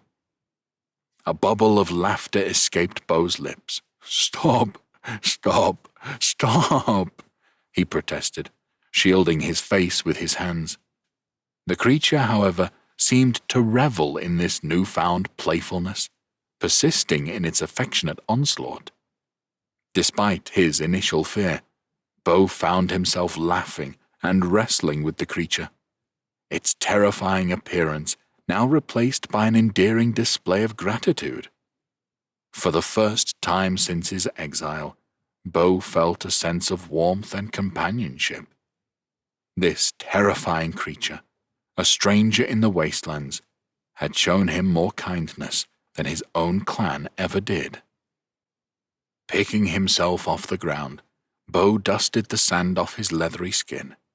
He looked at the creature, its deadly teeth concealed behind a playfully wagging tail and affectionate eyes. Bo extended a hand, pointing out into the vast wasteland. "You are free," he said, his voice softer than he'd expected.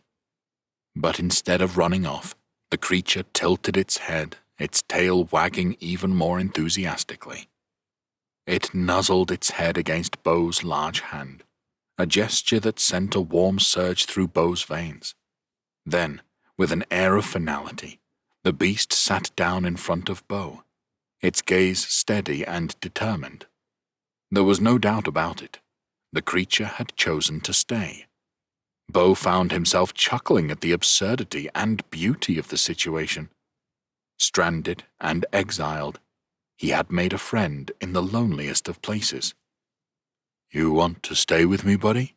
Bo asked, looking down at the animal. Its tail wagged even more vigorously, the spikes on its back quivering with each wag. Bo couldn't help but chuckle, a genuine, warm laugh that echoed through the barren landscape. "Okay then," he continued, scratching the creature behind its ear, a spot it seemed to particularly enjoy. "If you're going to stick with me, we're going to have to come up with a name for you. I haven't got a clue what you are." He paused, mulling over potential names. His gaze fell on the broken guitar lying next to him, a painful reminder of his past. But perhaps, he thought, it could also serve as inspiration. Bo mused aloud. "What about Grumsh, after the orcish deity?" The creature growled, the fur on its back bristling. "All right, not a fan of that one. How about Moknathal? It means sons of the beast in the old tongue." The creature turned its head away, almost in a huff. "No? Okay. Let's see. What about Ogrun? It's a good, strong orcish name." The creature lifted its leg, placing it over its eyes, as if trying to hide itself from such a suggestion. All right, I get it. You don't want an orcish name," Bo said, chuckling. Bo's mind spun with the task of finding a suitable name, his knowledge largely filled with orcish customs, names, and traditions. He thought of the few interactions he'd had beyond his clan. Most of these interactions were distant memories of merchants passing through Ashen Rock Hollow, or tales told by wandering bards. His mind drifted back to the songs and stories shared around the crackling fires, tales of legendary heroes, fearsome monsters, and mythical lands. His thoughts landed on the bards themselves, their names that echoed through the ages, their songs that stirred the soul, their stories that ignited the imagination. A smile spread across his face as an idea began to take shape. These bards, much like him, had a way of connecting with others through their music. They were wanderers, each one unique yet bound by a common thread, their love for music and storytelling. Bo's thoughts meandered through the long list of bards he had heard of, or whose songs he had heard. There was the legendary elven minstrel, Illyrian Silverstring, who could make the trees sway to his melodies. There was the gnome bard Thimbledorf Puent, whose tales of his homeland brought laughter and tears in equal measure. And, of course, the inimitable dwarven skald, Hrothgar Ironvoice, who could make a mountain quake with his ballads. But one name resonated more than others. One bard who had the most profound impact on Bo. Bertrand Radcliffe. Bo had heard of Bertrand Radcliffe in hushed whispers and songs that travelled through the plains of Anashtar, his motherland. Bertrand was not an orc, but his voice transcended the barriers of race and culture. His music was filled with stories of courage and loss, love and longing, pain and hope. Bo had once had the pleasure of seeing Bertrand perform live when he had passed through Ashen Rock Hollow. It was a memory etched in his heart, one that had stirred a deep longing within him to create music that could touch souls just as Bertrand's did. Staring into the creature's eyes, Bo said, "How about Radcliffe? After Bertrand Radcliffe, the greatest bard I've ever known." The creature seemed to ponder the name for a moment, before letting out an enthusiastic grunt, tail wagging vigorously. Bo chuckled, patting the creature's head. "Radcliffe it is, then." Chapter 5. As Bo and Radcliffe trekked further into the vast expanse of the Gorgoroth Flats, Bo found solace in the silent companionship of the unusual creature. Words were unnecessary between them. Their bond was one of shared experience, built in the face of adversity and isolation. Even in the absence of dialogue, Radcliffe's presence offered Bo a sense of reassurance, a soothing balm against the crushing loneliness of his exile. Much to Bo's surprise, the creature's recovery was swift. Initially, Radcliffe had limped, favoring one side heavily due to the injury from the snare. However, within a short span of time, the limp had receded. Radcliffe moved with an effortless grace that seemed almost otherworldly in the harsh landscape of the wastes. Bo watched as the creature navigated the treacherous terrain, admiration welling up within him. The speed of Radcliffe's recovery had been nothing short of astonishing. It was a sign of the creature's resilience, his innate ability to adapt and overcome. It was a trait that Bo recognized and respected, having seen it time and time again within the ranks of his own clan. With Radcliffe by his side, the endless trek through the wastes felt less daunting. The companionship, the shared hardship, it provided a comfort that Bo hadn't realized he'd been missing. As they navigated the barren landscape, Bo found himself looking forward to what lay ahead. For the first time since his exile, he dared to hope. As the sun began to set, painting the sky in brilliant hues of oranges and purples, the harsh reality of survival in the Gorgoroth Flats made itself known once more. Bo's stomach grumbled loudly, the pangs of hunger reverberating through his body. He glanced down at Radcliffe, only to find the creature looking back at him, its eyes wide and expectant. No sooner had Bo's stomach announced its discontent, Radcliffe's stomach echoed with a similar, yet somehow more forlorn growl. The creature tilted its head, regarding Bo with an almost human-like expression of shared discomfort. Bo couldn't help but chuckle, despite the gnawing hunger. "Seems like we're in the same boat, Radcliffe," Bo muttered, patting the creature's head affectionately. The simple act of acknowledging their shared plight seemed to bring a degree of comfort to them both. Up until now, Bo had survived on subsisting on the sparse vegetation that grew in the Gorgoroth Flats. He'd found some solace in the juicy pulp of the Jeruba cacti, the spiced milk offering fleeting relief from his relentless thirst. But he was an orc, his body accustomed to the hearty, meat-rich diet of the Fire Tusk Clan. The meager vegetation was barely enough to keep his strength up, the lack of meat and fat in his diet making his body feel hollow. His energy levels were dwindling with each passing day. Similarly, Radcliffe, a beast seemingly built for hunting, was also surviving on the same vegetation. He'd watch as Radcliffe nibbled on a root or leaf, but it was clear that the creature was not accustomed to such a diet. His lean body was designed to tear into meat, to crack open bones, and suck out the marrow. Bo glanced at Radcliffe and gave a nod of determination. "All right, Radcliffe," he said, his voice brimming with resolve. "We need meat, and it seems we'll have to hunt for it ourselves."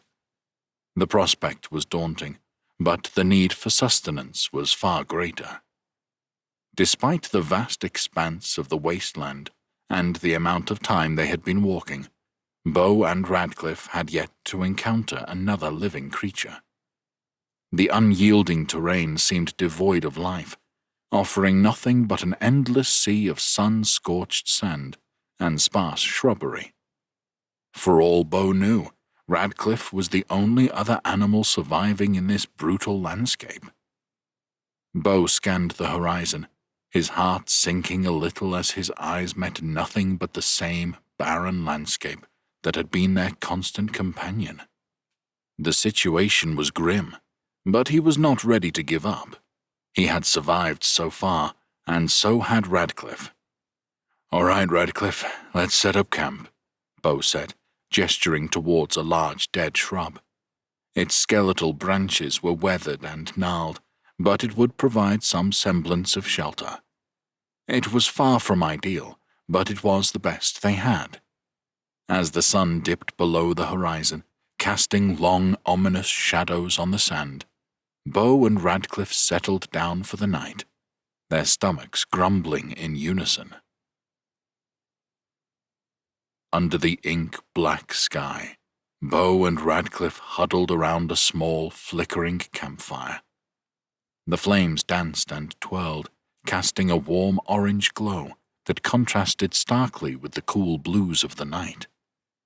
Bo had managed to scrounge up some dried-out shrubbery, and although meager, it served as suitable fuel for the fire. Bo watched as the flames consumed the kindling, the light casting long, dancing shadows on his face. The fire crackled and popped, filling the silence of the desert night with its soft, rhythmic sound. The heat radiating from the fire was a welcome reprieve from the chilling night air. Beside him, Radcliffe lay down, his eyes half closed, the soft glow of the fire reflecting off his razor-sharp teeth. The creature's steady breathing was a comforting sound amidst the vast emptiness of the desert. The comforting tranquility was abruptly broken by the symphony of a gargantuan rumble emanating from Bo's belly. The noise reverberated through the silent night, echoing off the surrounding rocks. Radcliffe, startled from his half-sleep, perked up, his large eyes blinking in surprise at the sudden disturbance. Bo sheepishly scratched the back of his head. "Sorry, boy, I didn't mean to wake you," he said, embarrassed. Radcliffe, however, merely grumbled in response, his eyes squinting at Bo in what seemed like understanding, before he lay his head back down, his tail thumping gently against the sand. Suddenly, Radcliffe sprang to his feet. He stretched out his front legs, arching his back and puffing out his spiked fur. His ears perked up, swiveling as they spun in search of catching the faintest of sounds from the vast, inky expanse before them. His large eyes, glistening in the dim firelight, were wide and alert, scanning the darkness with an intent gaze. Then, without warning, Radcliffe bolted. His powerful hind legs propelled him forward, leaving a trail of kicked-up sand in his wake. His ears remained upright, like twin banners catching the wind as he disappeared into the night void. Bo was left alone by the dwindling fire, his brow furrowed with worry as he watched his newfound companion vanish into the unknown. "Radcliffe, wait!" Bo called out, but his words were swallowed by the darkness. He squinted, trying to catch a glimpse of the creature, but all he could see was the small circle of flickering light granted by his fire. Beyond that was nothing but an abyss of black. He slumped back against the rough shrubbery, the faint crackle of the fire the only sound breaking the silence. "Well," he murmured to himself, "it was nice to have company while it lasted." A nasty knot began to form in Bo's stomach as he resigned himself to solitude once again. The sudden absence of Radcliffe's company filled him with a foreboding sense of loneliness, a feeling he thought he'd left behind with his banishment. The night sky suddenly seemed too vast, too overwhelming, and he felt very, very small under its star-studded expanse. The crackling fire did little to ward off the chill of isolation seeping into his bones. A lump formed in Beau's throat. The reality of his situation was threatening to gnaw through the last frayed threads of his resolve, the weight of his loneliness pressing down like a heavy, unshakable burden. His eyes stung, and he felt a strange warmth spreading over his cheeks. His heart pounded erratically against his chest, threatening to spill over his emotions. On the verge of tears, he swallowed hard, trying to fight back the rising tide of his situation that threatened to consume him. Abruptly, a sudden squeal pierced the silent night, jolting Beau out of his thoughts. His ears perked up, his heart pounding against his ribcage. The squeal was quickly followed by a blunt thud, as if something heavy had collided with the rough, sandy terrain. Then came the grating sound of dragging, like a heavy object being pulled through the loose gravel. Beau's breath hitched in his throat, his gaze darting around the darkened landscape, trying to discern what had caused the noise. Suddenly, out of the inky darkness, the spiky outline of Radcliffe's rear came into view. The hound-like creature appeared to be dragging something along the ground. As Radcliffe emerged further into the flickering firelight, the object in tow became visible. It was a large, lifeless creature, its fur matted and body limp. Beau's eyes nearly popped out of his head as he recognized the lifeless mass being dragged by Radcliffe. The carcass was that of a boar-like creature, its massive size promising a substantial meal for the pair. The boar's coarse fur was caked with sand, but the animal looked surprisingly intact, its body muscular and sturdy even in death. "Radcliffe," Beau found himself muttering, a tone of disbelief mixed with awe coloring his voice. "You hunted this down for us?" He reached out, passing the canine-like beast, who simply wagged his tail and let out a soft, satisfied huff. Gratitude flooded Beau's heart as he looked at Radcliffe. The orc's stomach grumbled in anticipation as his eyes met the hound's. "Thank you," he said. Yes, tonight they would feast. A meal, a friend, and a fighting chance were more than he'd dared to hope for on this punishing journey. And yet, here they were. A few hours later, the delicious scent of roasting meat wafted through the quiet night, enveloping Beau and Radcliffe in a comforting blanket of mouth-watering aroma. The boar's flesh, cut into generous chunks, was skewered on a makeshift spit, rotating slowly above the fire. The heat from the flames licked the boar, searing its exterior to a lovely golden brown. The sizzle and pop as juices dripped onto the hot coals below were like a symphony to Beau's ears, each note a promise of the succulent meal to come.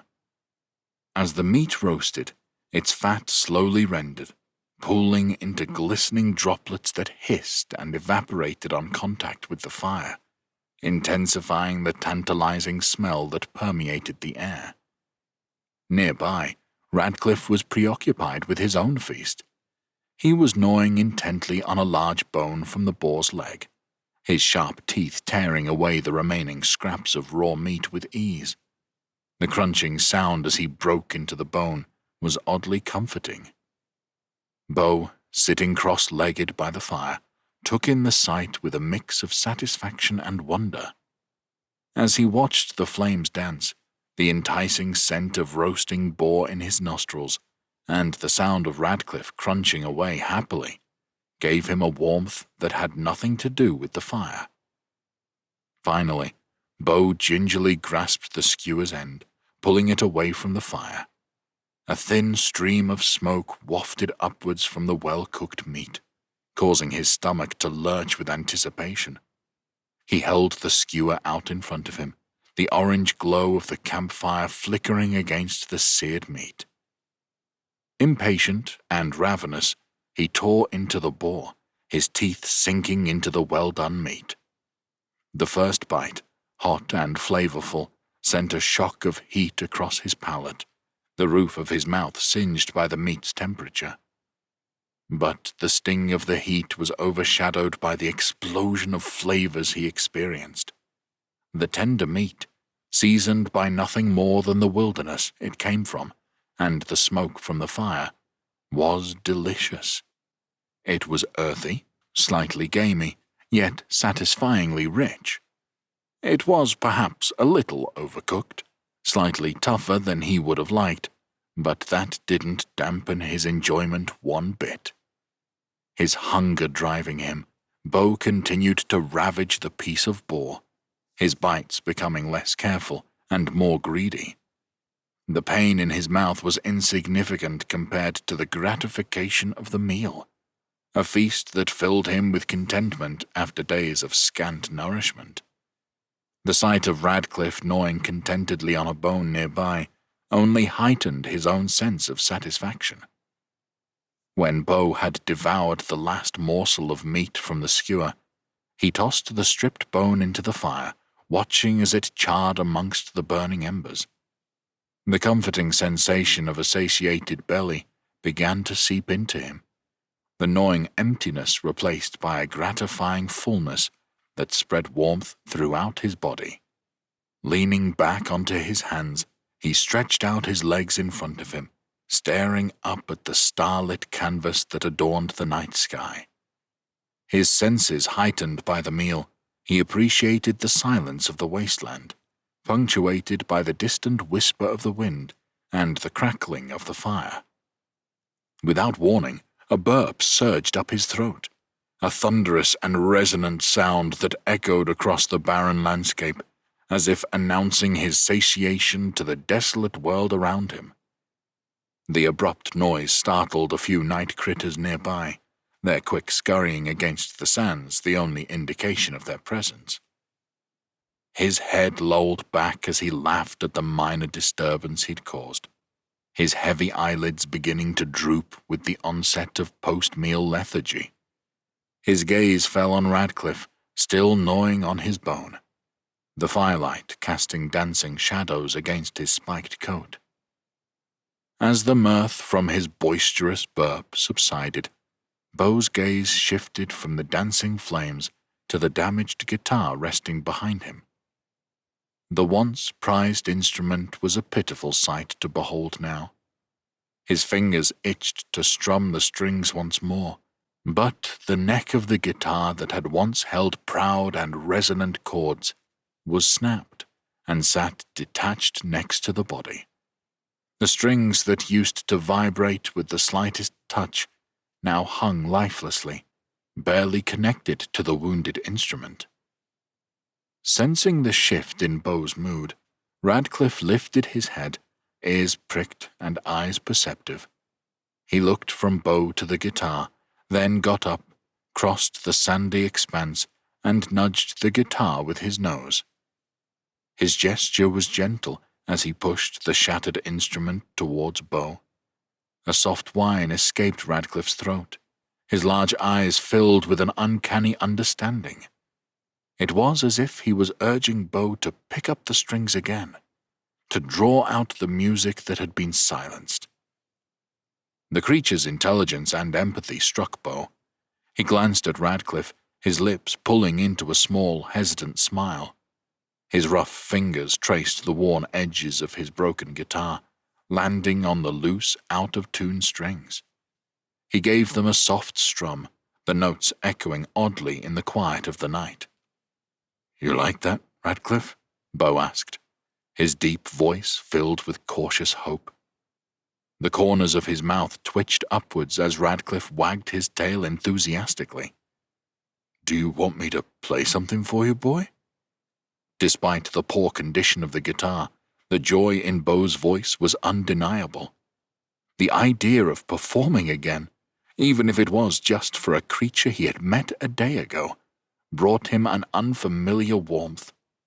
It was a feeling of connection, something Beau had not felt for a long time. His guitar was in shambles, but Beau was determined to make something out of the chaos. He nestled the ruined instrument in his lap, treating it with the same gentle touch as he had when it was whole. Carefully, he pressed his thick fingers down on the loose strings just before the snapped neck, creating a makeshift tension. With his free hand, he strummed gently against the taut wires. A quiet melody began to unravel, each note slightly off tune, yet filled with an undeniable emotion. Radcliffe seemed to understand the sentiment behind Beau's makeshift music. His bushy tail thumped rhythmically on the ground, sending up tiny clouds of dust each time it made contact. He plopped down in front of Beau, his razor-sharp teeth visible behind a contented grin. His large, serious eyes never left Beau, watching every movement of his hands, every change in his expression.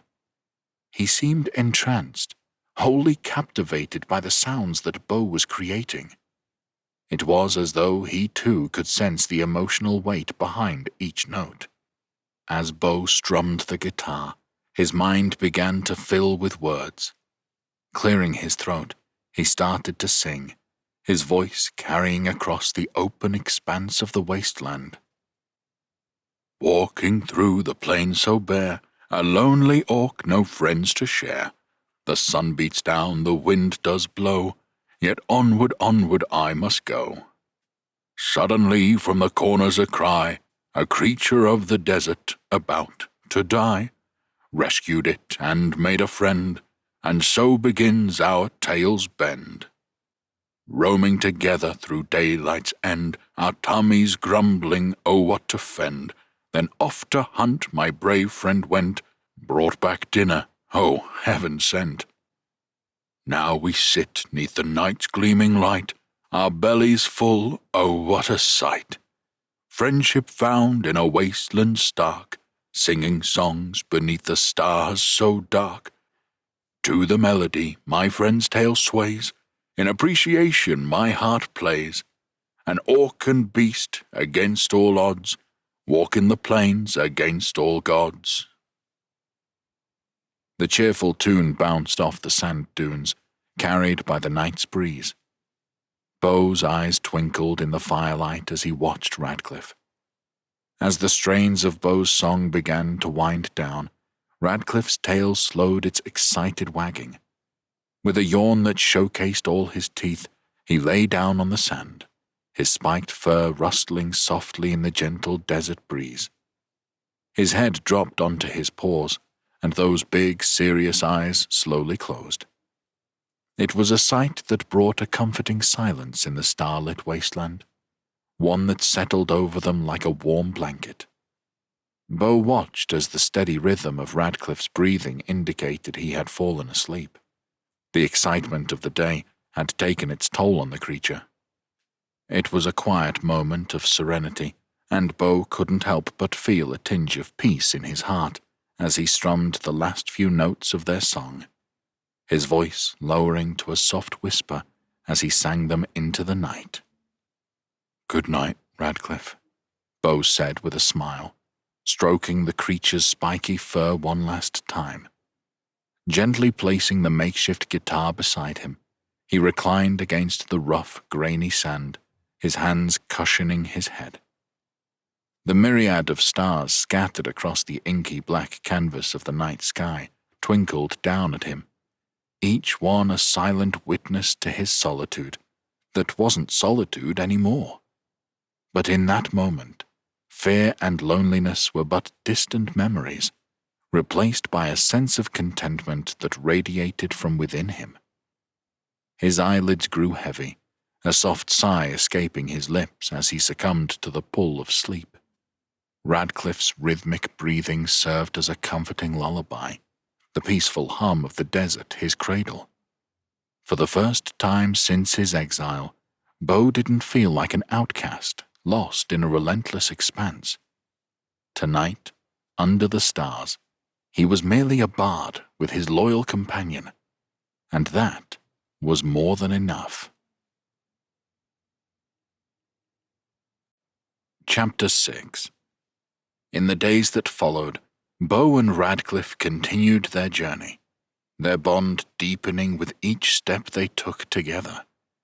Their days passed in a rhythm of walking, resting, foraging, and the occasional improvised tune strummed on the broken guitar.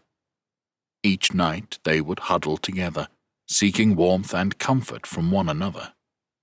One scorching afternoon, after hours of trekking through the arid plains, Bo squinted towards the horizon.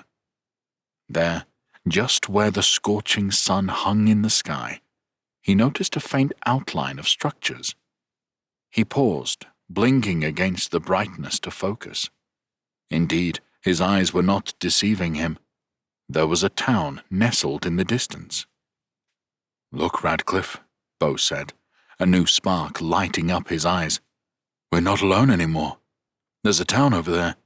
Maybe we'll find help. Maybe we'll even find some new strings for the guitar." He couldn't help but feel a wave of excitement ripple through him. Here was a chance to find some respite, some normalcy. Here was an opportunity to prove that he was more than an exiled orc, to show that he had something unique to offer. A thrill of excitement erupted within Bo, pumping energy into his weary limbs. With a hearty, resonating laugh, he kicked off into a run, his large orcish feet pounding against the dusty plains. His heart pounded rhythmically in his chest, beating a triumphant song that echoed his rising hopes. Radcliffe, catching on to Bo's sudden burst of energy, bounded off after him. His strong, powerful strides matched Bo's, kicking up clouds of dust behind them as they made a beeline towards the distant town. With each passing moment, the distant structures grew clearer, beckoning them closer. The promise of a warm bed, a hearty meal, and the sweet melody of a fully stringed guitar fueled their mad dash. As the town grew closer, its features sharpened in clarity, revealing a unique fusion of old and new. Bo gazed at the town, its aesthetics a curious sight like nothing he had ever seen before. The town was nestled within a shallow basin, encircled by small hills that rolled gently into the horizon. Buildings constructed from a mix of sun-baked clay bricks and roughly hewn logs lined the main thoroughfare, their quaint, multi-tiered structures reminding Bo of the castles he'd heard tales of in Ashen Hollow. Just as prominent, however, was an influence that Bo was not familiar with. Wooden hitching posts stood outside each building, ready to tether steeds of every variety. Wide, dusty streets were lined with wooden sidewalks, and barrel-roofed storefronts boasted brightly painted signs that swung in the breeze, advertising goods from salted meats to potions and herbs. Towards the center of town was a saloon, the lively strumming of a lute trickling from its open doors. Around it, the town buzzed with life. Townsfolk moved about, trading wares, sharing news and laughing, their faces hardened yet friendly, echoing the tough, resilient spirit of the frontier. It was a sight that filled Bo's heart with hope. The town held the promise of a fresh start, a place where maybe, just maybe, a solitary orc and his loyal dog-like companion might find acceptance and a new home. As Bo crossed the invisible boundary making the edge of the town, he paused, taking a moment to let the reality of the situation wash over him. The noise of the town, the laughter and lively chatter, the clinking of metal and glass from the nearby smithy and tavern, the faint, tantalizing smell of fresh bread from the bakery, all felt like a welcoming embrace. He looked around, taking in the vibrant town. It was teeming with life, men and women, children and the elderly, all going about their daily tasks, filled the streets. There was a refreshing variety of faces, some human, others elves and dwarves, a few more exotic races too, but none with his green hue. Yet, despite his distinctly orcish features, no one seemed overtly hostile or fearful. They were cautious, yes. He noted the sidelong glances, the children pulled a bit closer by their parents, the hushed whispers, but there was no outright disdain, no immediate rejection. This in itself felt like a small victory. "Well, Radcliffe," Bo said, "looks like we might have found ourselves a new home." Bo ruffled the spikes of his furry companion affectionately. His eyes moved across the dusty cobblestone street, landing on a wooden sign swinging lazily in the gentle breeze. It was shaped like a frothy mug of ale, denoting a tavern, which in this town seemed to take the form of a saloon. "Looks like that's our first stop, buddy," Bo said, pointing towards the saloon. His words were met with a wagging tail and an approving growl from Radcliffe. "We need to get you a drink, boy," he continued with a grin, his own throat feeling parched at the idea. Without wasting any more time, Bo and Radcliffe made their way towards the saloon, hoping for a welcoming reception. As Bo and Radcliffe strolled further into town, they began to draw the curious and somewhat wary glances of the locals. Furtive whispers followed in their wake as the townsfolk looked on in surprise. Clearly the sight of a towering orc, accompanied by a creature resembling a canine, but certainly not a common dog, was an unexpected spectacle in this quaint, desert-edged settlement. However, Bo's attention remained fixed on their destination. Upon reaching the tavern, he craned his neck to read the name at the base of the sign, etched into the worn wood: The Griffin's Spur. Unfazed by the murmurings of the townsfolk, Bo guided Radcliffe towards the entrance of the tavern, eager to quench their thirst and perhaps find out more about this town they had stumbled upon. Just as Bo was about to push open the door of the Griffin's Spur, a rich voice with a southern drawl called out behind him, causing him to stop in his tracks. "Howdy, stranger," the voice rang out, warm but with an edge of curiosity that couldn't be missed. The words hung in the air, slicing through the ambient murmur of the town, causing Bo to turn around. His hand paused on the wooden surface of the saloon door, the mysterious greeting filling the space between him and his aim of quenching his parched throat. Bo turned on his heels, his eyes scanning the crowd for the source of the voice. Not spotting anyone, a soft cough drew his attention downward. There, standing significantly shorter than the towering orc, was a dwarf. The dwarf was of a considerable age, evidenced by the abundance of grey and white hair crowning his head. His mane was slicked back, giving him a distinguished appearance. Atop his head sat a wide-brimmed hat, the rugged brown leather hinting at many days spent under the unforgiving sun. His face was a map of hard-lived years, every wrinkle a tale of a journey, a fight, or a hard day of labor. An impressively twisted mustache curled up at the ends, and his eyes twinkled with suspicion as he scrutinized Bo.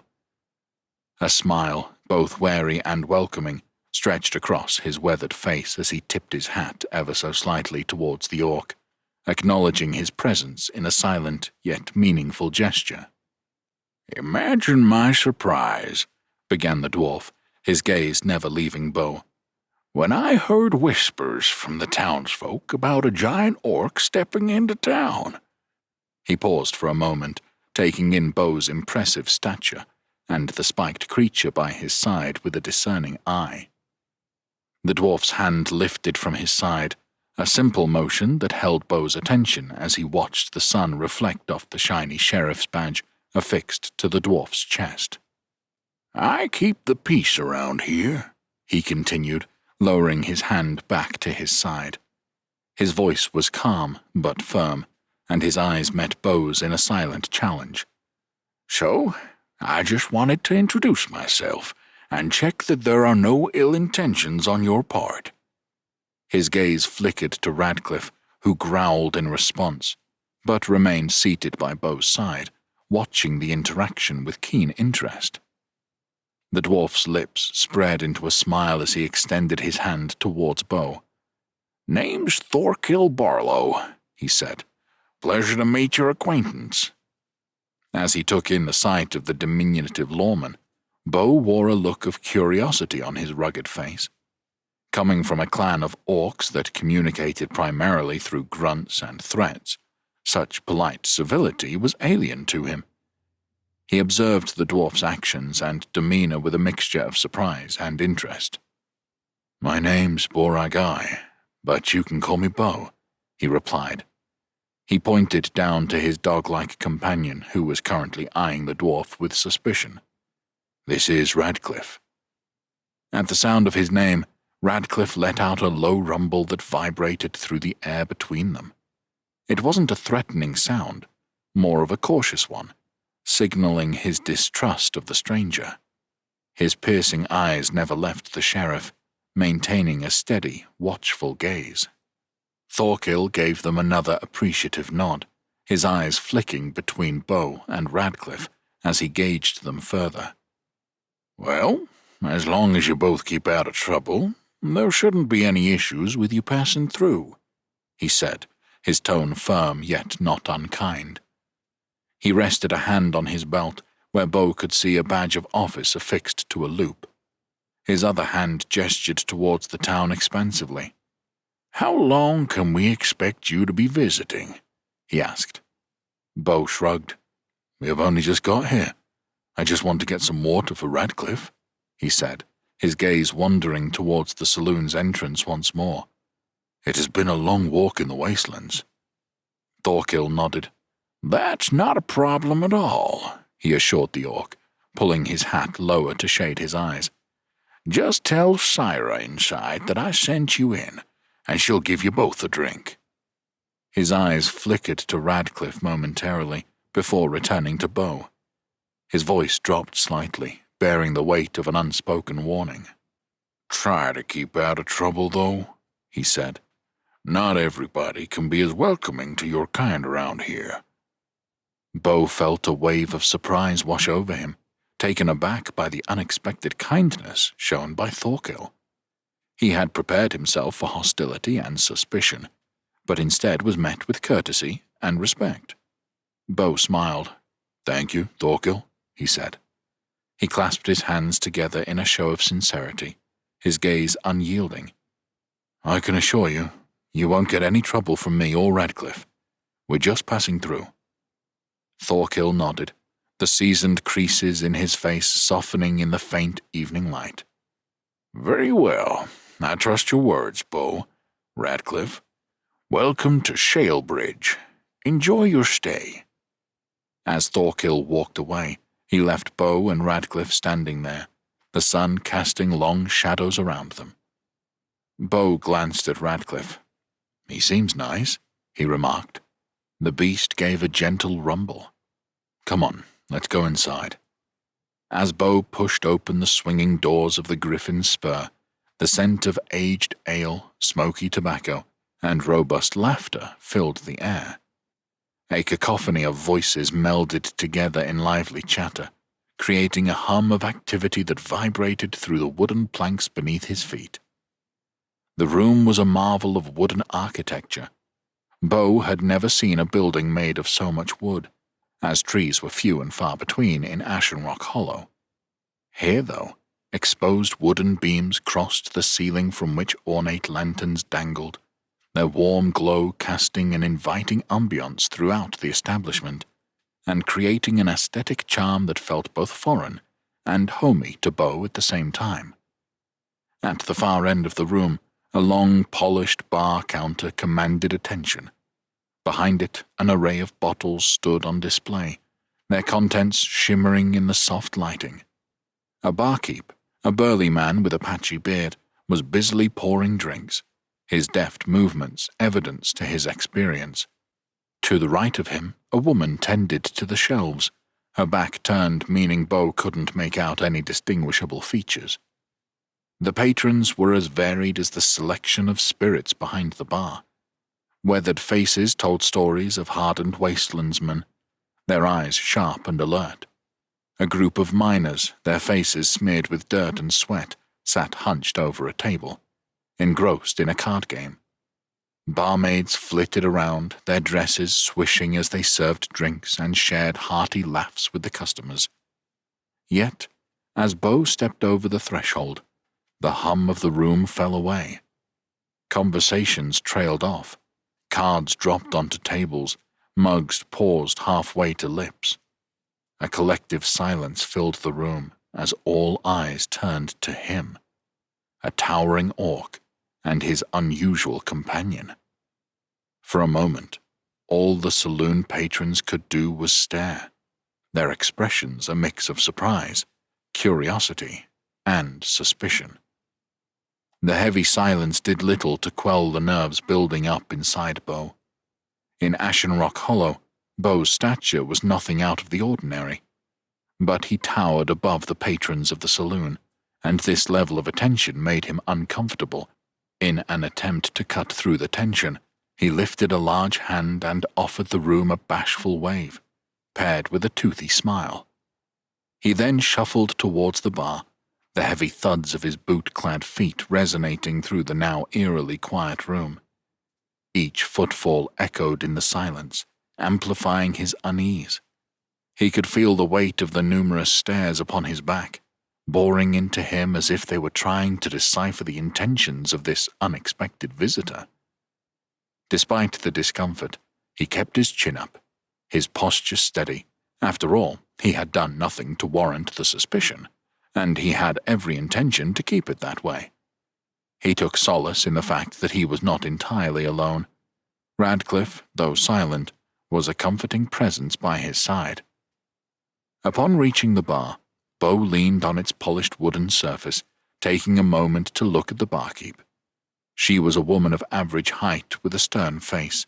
Her fiery red hair was tied in a loose braid that rested over her shoulder, and her green eyes studied him curiously. "You, Syrah?" Beau asked, his deep voice cutting through the stillness of the room. "Thorkill told me to ask for you." His eyes held her gaze steadily, hoping to convey his goodwill and sincerity. With a nod of acknowledgement, she returned his gaze unflinchingly, her fingers instinctively wiping the inside of a glass mug with a clean cloth. Her voice was softer than her hardened appearance suggested, layered with a comforting southern lilt that suggested warmth and hospitality. "I certainly am. What can I do for you?" she replied, setting the mug down and placing both hands on the counter in front of her. With a polite nod towards Radcliffe, Beau cleared his throat and said, "Thorkill said you would be able to give my companion here, Radcliffe, some water." His voice echoed slightly in the still quiet saloon, and he felt a tinge of hesitancy creep in as he considered his own thirst. As much as he longed for a drink, he didn't want to overstep or presume on the generosity already shown. Syrah gave Radcliffe an appreciative once-over, her smile widening. "Well, ain't you just the cat's meow?" she cooed, stepping around the counter to kneel down and ruffle his spiked fur. Radcliffe responded with a playful wag of his tail, clearly appreciating the attention, before lavishing her face with a flurry of enthusiastic licks. Amidst Syrah's giggles, Beau couldn't help but smile. "I think he likes you," he chimed in, feeling a sense of relief at the friendly reception. As Syrah continued to pet Radcliffe, the hushed whispers and the stifled murmurings around the room gradually resumed their previous intensity. The clinking of glasses, the shuffle of playing cards, and the rumble of conversation filled the air once more. The tense atmosphere that had momentarily enveloped the room seemed to dissipate, and Beau could feel himself breathe easier. Syrah, after sharing a last giggle with Radcliffe, retrieved a large bowl from behind the counter and filled it to the brim with water from a nearby jug. She placed it on the ground for Radcliffe, who instantly dipped his head down to lap up the cool, refreshing liquid. As he drank, Syrah gently stroked his head, eliciting another pleased wag from his tail. Looking up at Bo, Syra's smile remained warm as she brushed back a loose strand of her hair. "And what about you, hon?" she asked in her soothing southern lilt. "Anything you fancy? It's on the house, as promised by Thorkel." "Thank you so much. Just the water will be fine," Bo responded. "Are you sure I can't fix you up with anything any stronger?" Syra asked, her eyes scanning Bo's unkempt appearance. Even for an orc, he looked pretty rough around the edges. "You look like you could do with a stiff drink." Bo truly appreciated the offer. However, having spent a considerable amount of time surviving off the sparse and bland hydration of cactus milk, the thought of a refreshing and clean drink of water was more appealing than any hard drink could be. "Honestly, just the water will be great." "Sure thing, honey," Syra agreed, reaching behind the counter to retrieve a clean glass. With a deft hand, she poured a generous amount of clear, cool water from a jug into the glass and slid it across the counter towards Bo. With a nod of thanks, Bo picked up the glass and brought it to his lips. The coldness of the glass against his hand felt refreshing, even before the water touched his lips. As soon as he tipped the glass, the cool liquid flowed into his parched mouth, immediately quenching the desperate thirst that had been lingering for days. The water was pure and tasted like heaven, making his taste buds dance in delight.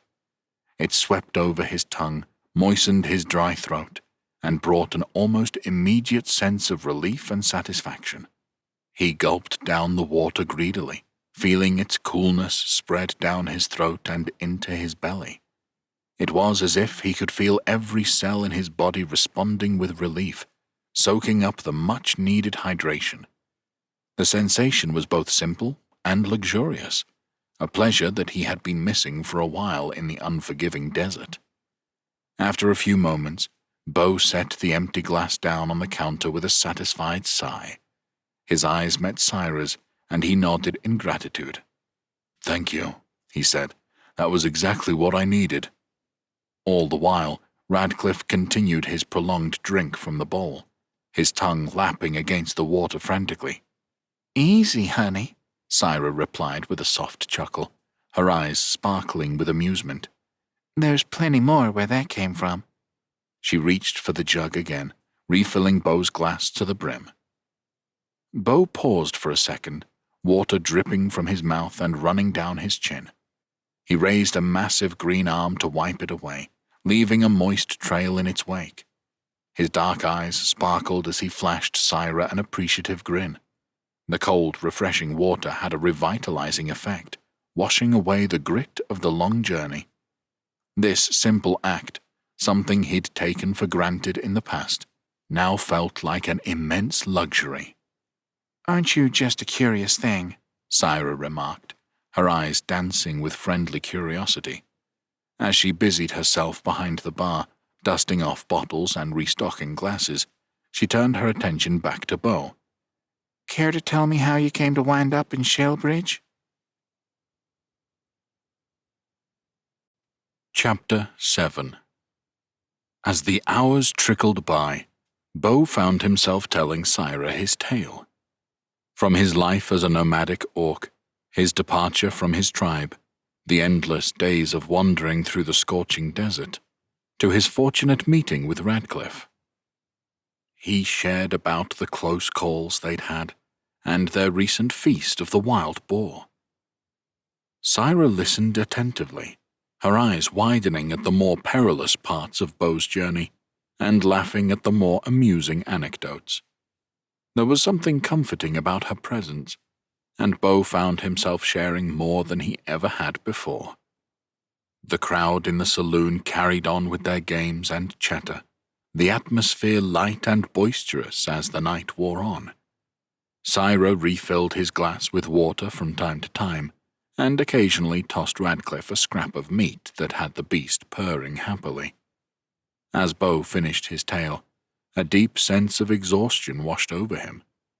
He hadn't realized how tired he was until he stopped talking, but he felt lighter somehow, as if sharing his story had lifted a weight off his shoulders. As he looked around the saloon, the gentle hubbub of activity, and the crackling fire in the hearth, Beau felt for the first time in a while that he might have found a place where he and Radcliffe could rest, even if just for a bit. As the chapter of their journey closed, another was just beginning, and with that thought, Beau allowed himself to lean back, finish his glass of water, and feel a rare moment of peace. Syra tilted her head slightly, a sympathetic look in her eyes. "Well, it sounds like you've had one heck of a ride lately. Poor thing," she said softly, resting her hand gently on Beau's for a moment. "You must be exhausted." Beau let out a weary sigh, the weight of his journey evident on his features. His eyes were heavy with fatigue, his shoulders slumped from carrying the burdens of his recent experiences. Despite a good meal and decent rest the previous night, the lack of a proper bed for weeks since his exile had taken its toll on his body and spirit. He looked down at Radcliffe, who had finished drinking and was now lounging by his feet. With a tender smile, he reached down to gently rub Radcliffe's head, the canine's eyes closing contentedly at the touch. "I've never felt tiredness like this," he admitted, his voice carrying a hint of vulnerability. His gaze returned to Syra.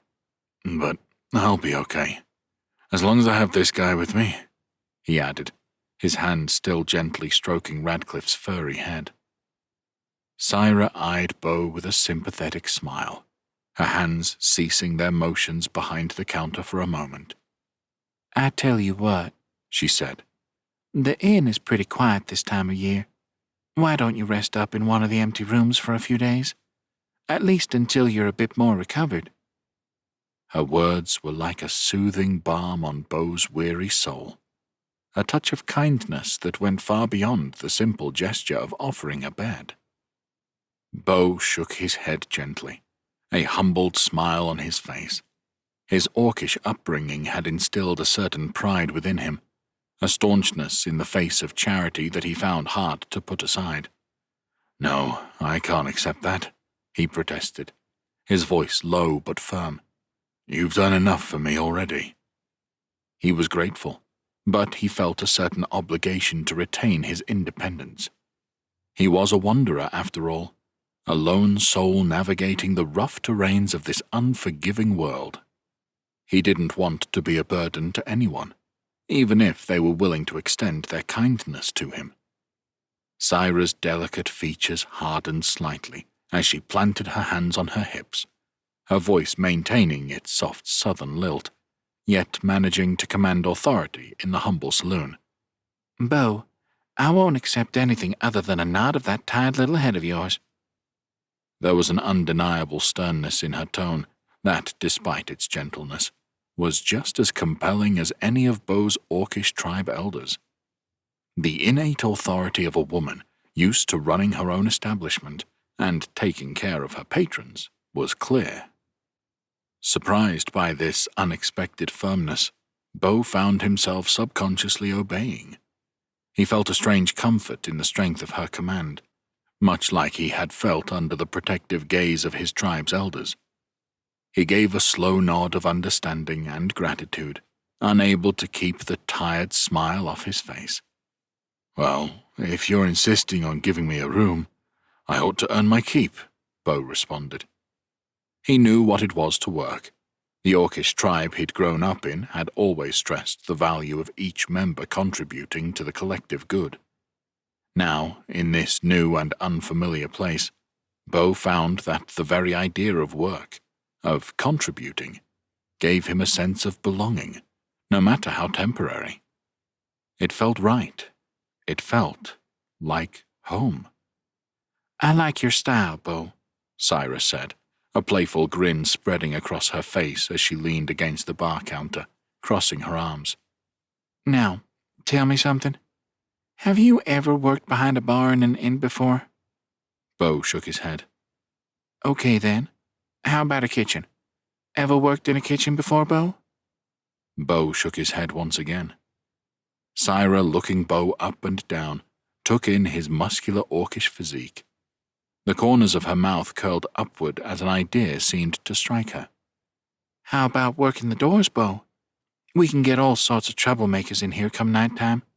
Someone of your stature could help keep the peace, prevent my patrons from getting too rowdy after they've had their fill. Bo, however, immediately recoiled at the suggestion. The idea of playing the role of an enforcer, even if it was to keep the peace, wasn't appealing to him.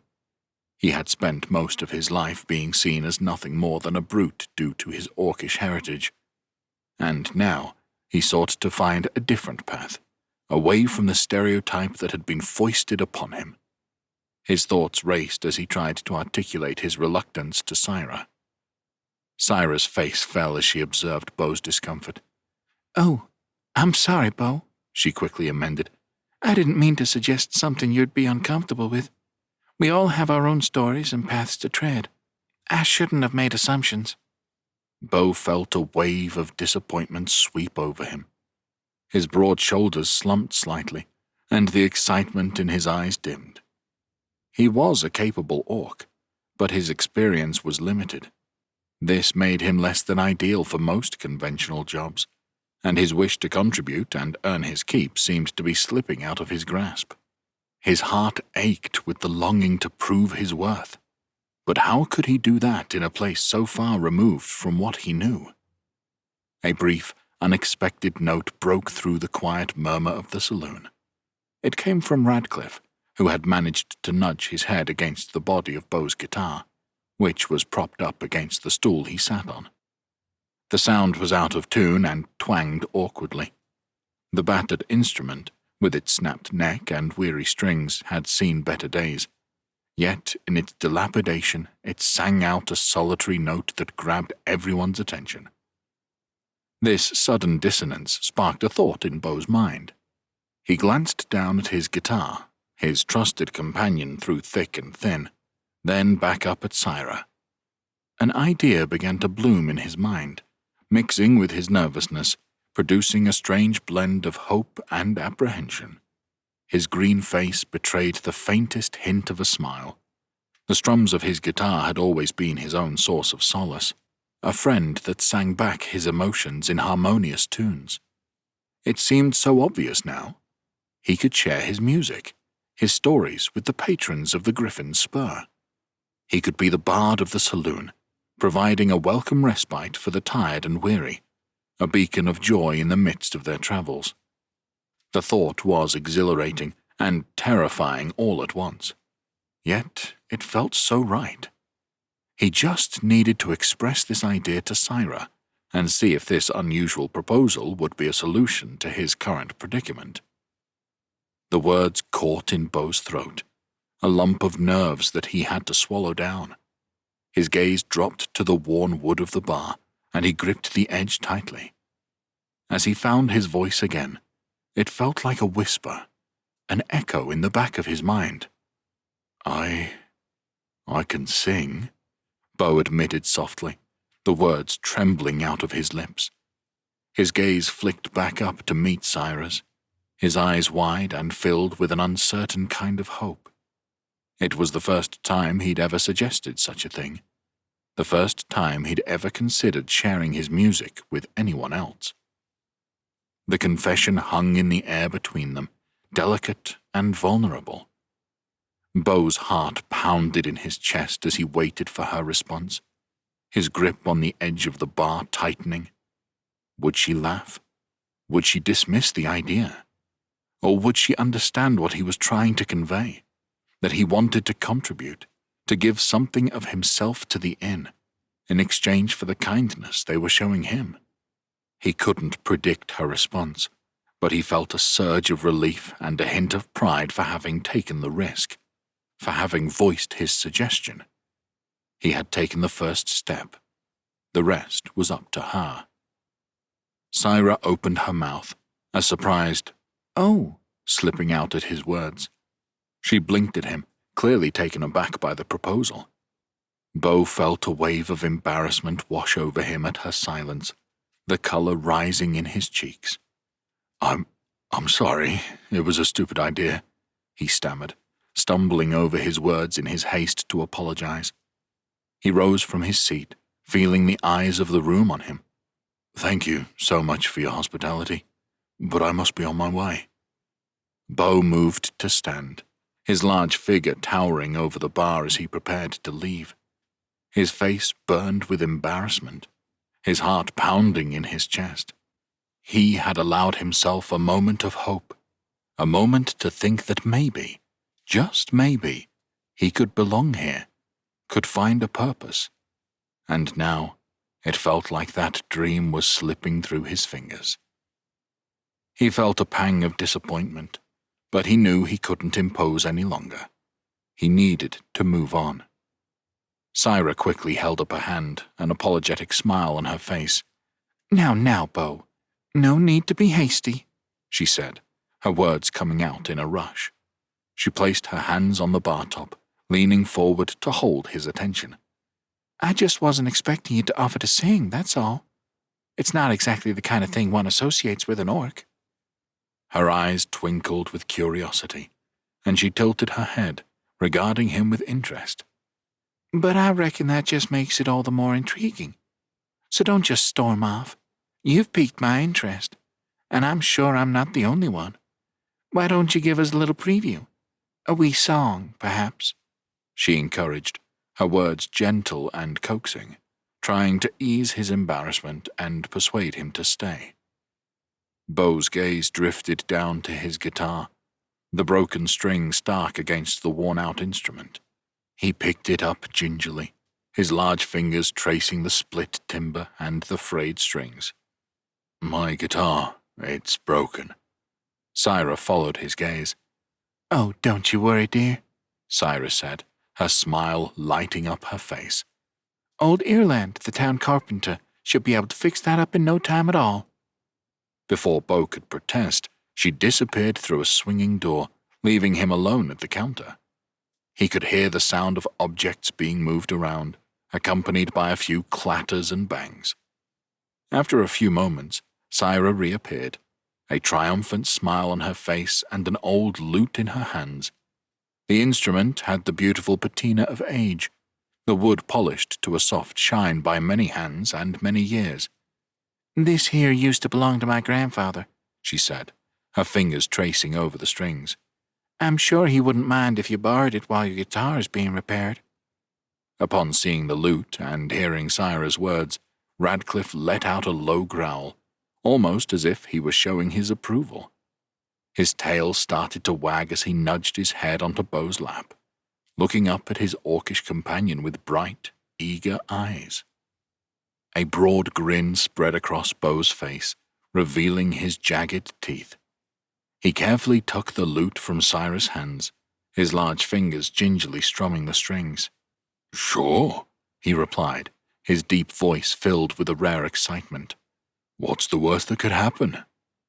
As Bo held the lute, it seemed to be dwarfed by his massive hands.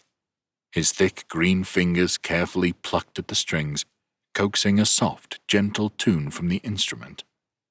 Clearing his throat, Bo began to sing, his voice deep and sonorous, filling the room.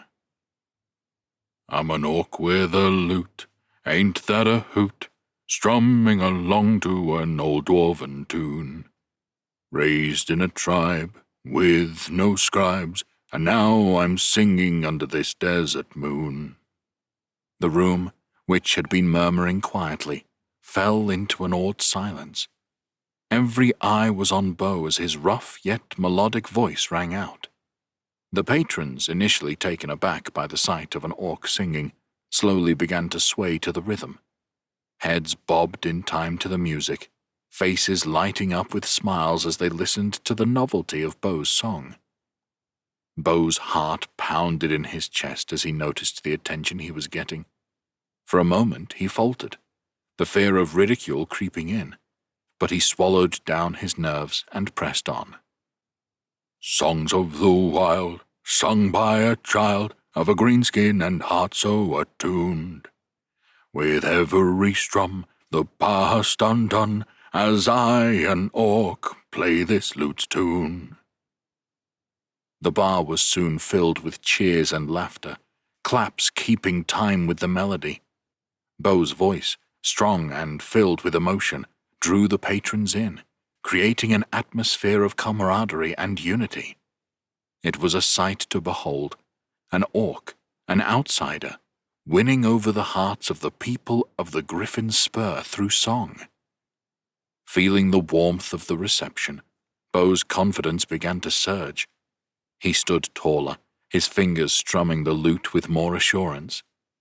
The slight tremble in his hands faded away, replaced by a newfound steadiness. His shoulders relaxed, and a genuine smile formed on his lips as he basked in the appreciation radiating from the crowd. His eyes sparkled with a mix of excitement and joy, reflecting the same sentiments mirrored in the faces of the audience. Taking a deep breath, Beau launched into a new verse, a playful twinkle in his eye. Met a dwarf with a hat, gave me a pat, said, "Welcome, stranger, to our lair." Syra poured me a glass, a lass with a bit of class, now I'm singing without a care. Laughter filled the room as the patrons clapped along. With an amused grin, Beau strummed the lute, the room falling silent in anticipation of the next verse. His deep voice filled the room as he playfully sang. My guitar fell in a plight, ain't a pretty sight, left me feeling quite astute. Now here I stand with a lute in hand, an orc singing songs on a flute. Laughter rippled through the room again, accompanied by hearty applause. As the last note faded away, the room filled with a warmth and cheer that hadn't been there before. Beau raised his large hand in humble acknowledgement, causing the patrons to erupt in renewed applause. A few tossed their coins in front of him, the glinting currency clattering onto the counter. The air was thick with laughter, applause, and shouts of praise. "Well, ain't that a hoot?"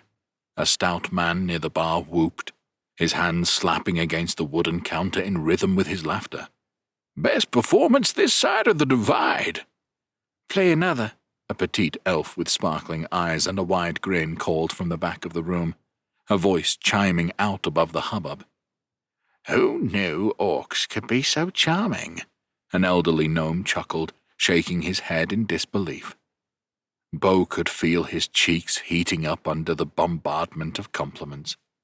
It wasn't often an orc found himself in the spotlight for such a reason, but he had to admit, he rather liked it. His fingers danced across the lute's strings again, buoyed by the crowd's enthusiasm. The sound of the lute, mixed with the laughter and cheers of the crowd, brought a new life to the Griffin's Spur. By the time Beau strummed the final note of his last song, the heap of coins on the bar had grown into an impressive mound. His performance had transformed the atmosphere of the saloon. The patrons, usually a mix of hardened miners, weary travelers, and insular locals, were now standing arm in arm, raising their glasses and joining their voices in song. As he looked out at the patrons, their faces aglow with happiness, Beau felt a sense of accomplishment. He'd brought joy and laughter to these people, a stark contrast to his own life filled with exile and hardship. His gaze fell on Syra, who stood behind the bar. Her eyes twinkled with admiration, and a radiant smile graced her lips. In that moment, Beau felt a sense of belonging that he hadn't experienced since his days back at the tribe. The world outside, with its harsh landscapes and tougher realities, had been momentarily forgotten. All that mattered was the music, the laughter, and the shared happiness that filled the room. And, for the first time in what seemed like forever, Beau was at the heart of it all. As Beau's song came to an end, he raised his hand one last time in recognition of his audience. Instantly, a final shower of coins clinked against the wooden floor in front of him, the light glinting off the shiny pieces. "Thank you," he managed to say, his voice rich with gratitude. His words were met with a final round of hearty applause that echoed through the saloon. With the music and singing over, the patrons gradually returned to their conversations. The collective laughter and shared stories filled the air once more, the atmosphere now even more jovial due to Beau's unexpected performance. He felt a warmth spread within him, an unfamiliar but not unwelcome feeling. After all, he had, even if only for a little while, become a part of this community. It was a small victory, but one that meant the world to Beau. Crouching down, Beau gathered the coins that lay strewn about his feet. His large, calloused hands easily cupped a significant portion of the generous earnings. He felt the cool metal pieces press against his skin as he rose to his feet, the clinking and chinking of the coins a pleasant symphony to his ears. Beau walked up to the bar, a look of uncertainty still etched on his face. As he reached the counter, he let the coins spill out from his grasp, creating a cascading waterfall of shiny metallic pieces that clattered onto the polished wooden surface. "Will this do for a few days?" he asked, his voice unsure. Despite the success of his performance, he still felt like he needed to prove his worth. He wanted to ensure he was more than just a charity case. He wanted to pay his way. Syra, who had been watching the entire scene unfold with a wide smile and twinkling eyes, nodded in response. She seemed amused by Beau's earnestness and replied, "Beau, that'll do just fine. You've earned your keep for at least a week by the look of that coin for sure." Chapter 8. In the quiet town of Shalebridge, nestled amidst the sprawling desert, an unexpected shift in the atmosphere was felt, a positive buzz of excitement. The catalyst for this change was none other than the gentle giant of an orc named Beau, and his faithful companion Radcliffe. Their arrival was met initially with apprehension, but soon gave way to intrigue and appreciation. Unlikely as it was, Beau had, within a short span of a few weeks, become the talk of the town. Every passing day found Beau practicing his tunes, strumming the strings of the lute with his large, capable fingers, his soulful voice resonating through the rooms of the inn. Radcliffe, always by his side, would listen attentively, offering the occasional encouraging growl as Beau refined his craft. Together, they would pen tales of adventure and camaraderie, of their life in the desert and the warmth of the townsfolk. These tales took the shape of melodic songs that soon found their way into the hearts of the listeners. Twice a week, the inn would swell with the townsfolk, their conversations softly ebbing as the strings of the lute began to strum. Faces lit up, drinks were clinked, and soon the inn echoed with the chorus of Beau's songs. Even the sternest of faces would break into a grin, tapping their foot to the rhythm of the tune. The music breathed life into the inn, transforming it into a lively hub of joy and camaraderie. Syra watched on, a smile permanently etched on her face as she witnessed the once cautious patrons let loose, singing and dancing along to Beau's tunes. She found her gaze drifting towards Beau, who would sit in the corner of the inn, his large frame hunched over the small lute, a tender expression on his face as he sang. His eyes would shine with a certain kind of joy, and it was contagious, spreading across the room like a ripple in water. The pile of coins in front of Beau grew with each performance, the townsfolk showing their appreciation with their generous donations. It was beyond anything Beau had expected. He had managed to amass enough coins to cover his boarding at the inn for 3 months, much to Syra's surprise and delight. With a chuckle, she added meals to his boarding deal, citing that a performer needs to be well fed.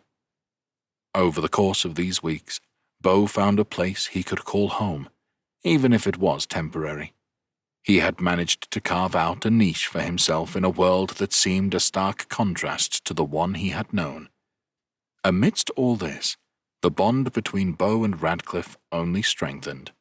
The two outsiders, in their unique way, had etched a spot for themselves in the heart of Shalebridge, and they were here to stay. Bo had inadvertently discovered a way to earn his keep, a way that allowed him to share his journey, his story, through the power of song. And in doing so, he found a purpose, a sense of belonging, and that, to Bo, was priceless. The sun was bright overhead, casting the town of Shalebridge in a warm golden light. Today was a special day, a day Bo had been anticipating eagerly since his arrival in the small desert town. Today was the day that the old woodworker had promised to have his cherished guitar repaired. The guitar had been kept at the woodworker's shop, a quaint little place filled with the scent of sawdust and old wood. A diligent craftsman, the Erland was a man who prided himself on his work, his gnarled fingers delicately bringing new life into old and broken things. And Bo's guitar, with its broken strings and damaged body, was his current project. Over the past couple of weeks, Bo had dropped by the shop several times, checking on the progress of the repair. The woodworker had taken his time, carefully examining the instrument, measuring and cutting, painstakingly fixing the wooden body and replacing the old broken strings. Bo watched him work, his heart full of anticipation and a tinge of anxiety. This guitar held sentimental value for him. It was his link to his past, his comfort in his solitude, and a tool for his newfound talent. Bo woke up with the sunrise, excitement bubbling in his chest. It was not just about having it back. It was the anticipation of the familiar strings beneath his fingers, the echo of its unique resonance in his ears, and the modifications he had been able to afford thanks to his recent earnings. After a hearty breakfast prepared by Syra, Bo laced up his boots, brushed down his well-worn clothes, and whistled for Radcliffe. His trusty companion bounded up to him, tail wagging at the infectious excitement. They set out together under the brightening morning sky, a jubilant pair amid the tranquility of the waking town. The woodworker's shop was located towards the edge of Shalebridge, and the journey there was a pleasure in itself. Bo walked briskly, taking in the sight of familiar buildings and friendly faces he had come to know over the past weeks. His steps were lighter, his strides longer. Every now and then he couldn't help but break into a skipping gait, his heart singing with joy.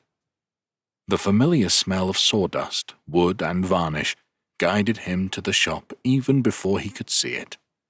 Nestled in the midst of weather-worn buildings, the woodworker's shop was a mark of its owner's craft, wood carvings adorning the entrance and peeking out from the windows. Bo's heart pounded as he approached the shop, the anticipation tingling in his fingers. He was about to be reunited with his musical companion, and the thought filled him with an overwhelming sense of happiness. Today was a good day, and it was just getting started. As Bo pushed open the door to the woodworker's shop, the small, delicate bell above the entryway tinkled merrily, announcing his arrival. His nostrils were immediately greeted by a rich, heady aroma that was undeniably pleasing, the smell of freshly carved wood, a scent as old as time itself, tinged with the earthy smell of sawdust that lay scattered over the shop floor. The scent was intermingled with the faint, sweet whiff of wood polish, and an array of different varnishes that gave the entire place a sense of craft and purpose. Bo's eyes took a moment to adjust to the dim lighting inside the store, his gaze soon taking in the multitude of items scattered about the room. Shelves lining the walls were laden with beautifully crafted pieces, items that showcased the craftsman's extraordinary skill and attention to detail. There were finely carved trinkets, intricate furniture pieces, and all manner of wooden wonders. Towards the back of the shop, amidst a sea of woodworking tools and discarded wooden shavings, sat the workbench, a chaotic yet somehow ordered mess of ongoing projects. Tools of various shapes and sizes lay haphazardly strewn about. Despite the clutter, The shop had a warm and inviting atmosphere, a place where wood was lovingly transformed into objects of beauty and function. It was a testament to the talent of the craftsman, the wizard who breathed life into the inert wood. Bo felt a sense of excitement bubble up within him. He was finally here, and he was about to be reunited with his beloved instrument. As Bo stepped further into the store, he called out, "Hello, Erland."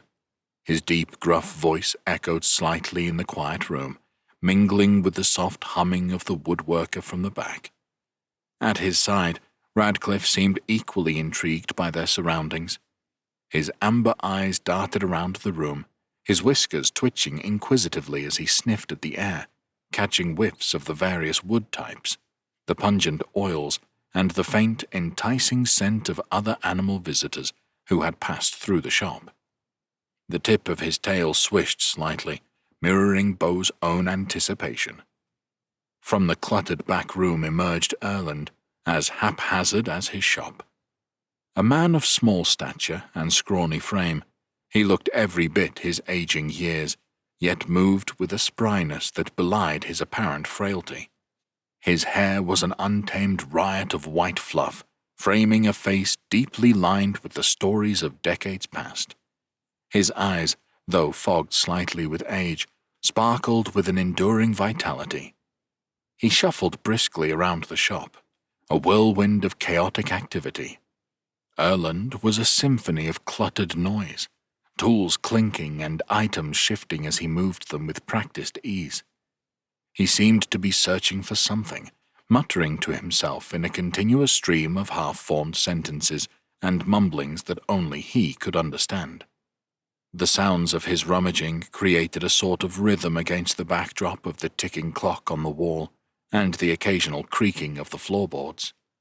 Bo watched, amusement sparkling in his eyes as the old man fumbled about, entirely oblivious to their presence. The energy Erland exuded, his absolute immersion in his craft and work, was infectious. Radcliffe, on the other hand, cocked his head to the side, his large eyes watching Erland curiously. Suddenly, seemingly out of nowhere, Erland's head popped up, his wide-eyed gaze landing on the orc and whatever it was that Radcliffe was. There was a brief pause, then his lips pulled back into a broad, toothy grin. "Yes," he said, drawing out the word in a low, gravelly tone that echoed his earlier mutterings. A chuckle escaped Bo's lips as he watched Erland, amused by the eccentric display. Adjusting the strap of his satchel, he stepped further into the cluttered shop, Radcliffe padding close by his side. "Hi, Erland," he greeted, his voice echoing in the quiet shop. He straightened up, his large figure looming in the small space, but his demeanor gentle. "It's Borag-I. I've come to pick up my guitar. You mentioned it would be ready today." Erland paused in his rambling and tilted his head, his gaze shifting to look at Bo. His eyes, a light blue that was clouded with age, squinted slightly as he took in the orc's towering figure. He seemed to be processing the information slowly, a faint crease forming between his brows as he studied Bo. There was a long, stretching moment where Erland was silent, his eyes darting from Bo to Radcliffe and back again. His fingers drummed a quick rhythm against the wood of the counter, the echo of it filling the silence that had fallen. The old man's face was as unreadable as a weathered map, his thoughts hidden behind his thoughtful expression. Then, his eyes suddenly widened with recognition, a grin spreading across his wrinkled face. "Ah, the orc with the broken guitar," he exclaimed, the energy in his voice breaking the quiet tension in the room. His fingers stopped their drumming, instead moving to rummage through a drawer behind the counter. "You must be patient, my friend," he muttered, his voice a soft rasp. "Good craftsmanship takes time, even more so when dealing with a beloved instrument such as yours." Erland nodded to himself, launching into a lengthy explanation that felt more like a lecture. "You see, Your guitar was suffering from wood rot. A nasty business, that," he began, his aged hands moving as he spoke, adding animation to his words. "I had to carefully cut away the infected parts to save the instrument.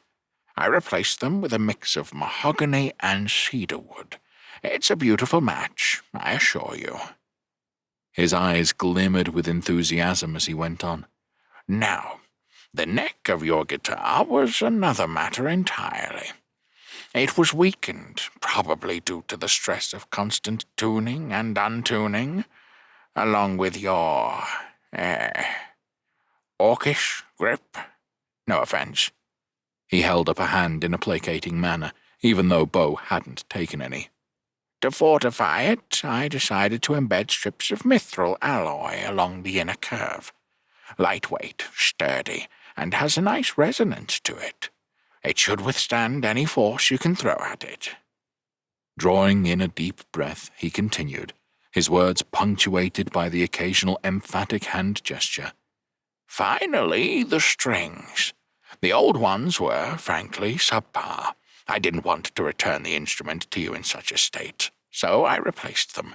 My nephew, he's a blacksmith, you see, had some galvanized steel wire lying around. I had him twist them into a new set of strings for your guitar.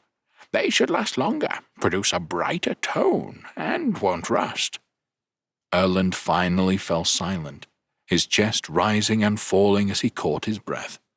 A gleam of satisfaction shone in his eyes as he looked at Bo, clearly proud of the work he had done. The sparkle in Erland's eyes dimmed, his gaze becoming vacant. His lively features softened into an expression of utter bewilderment.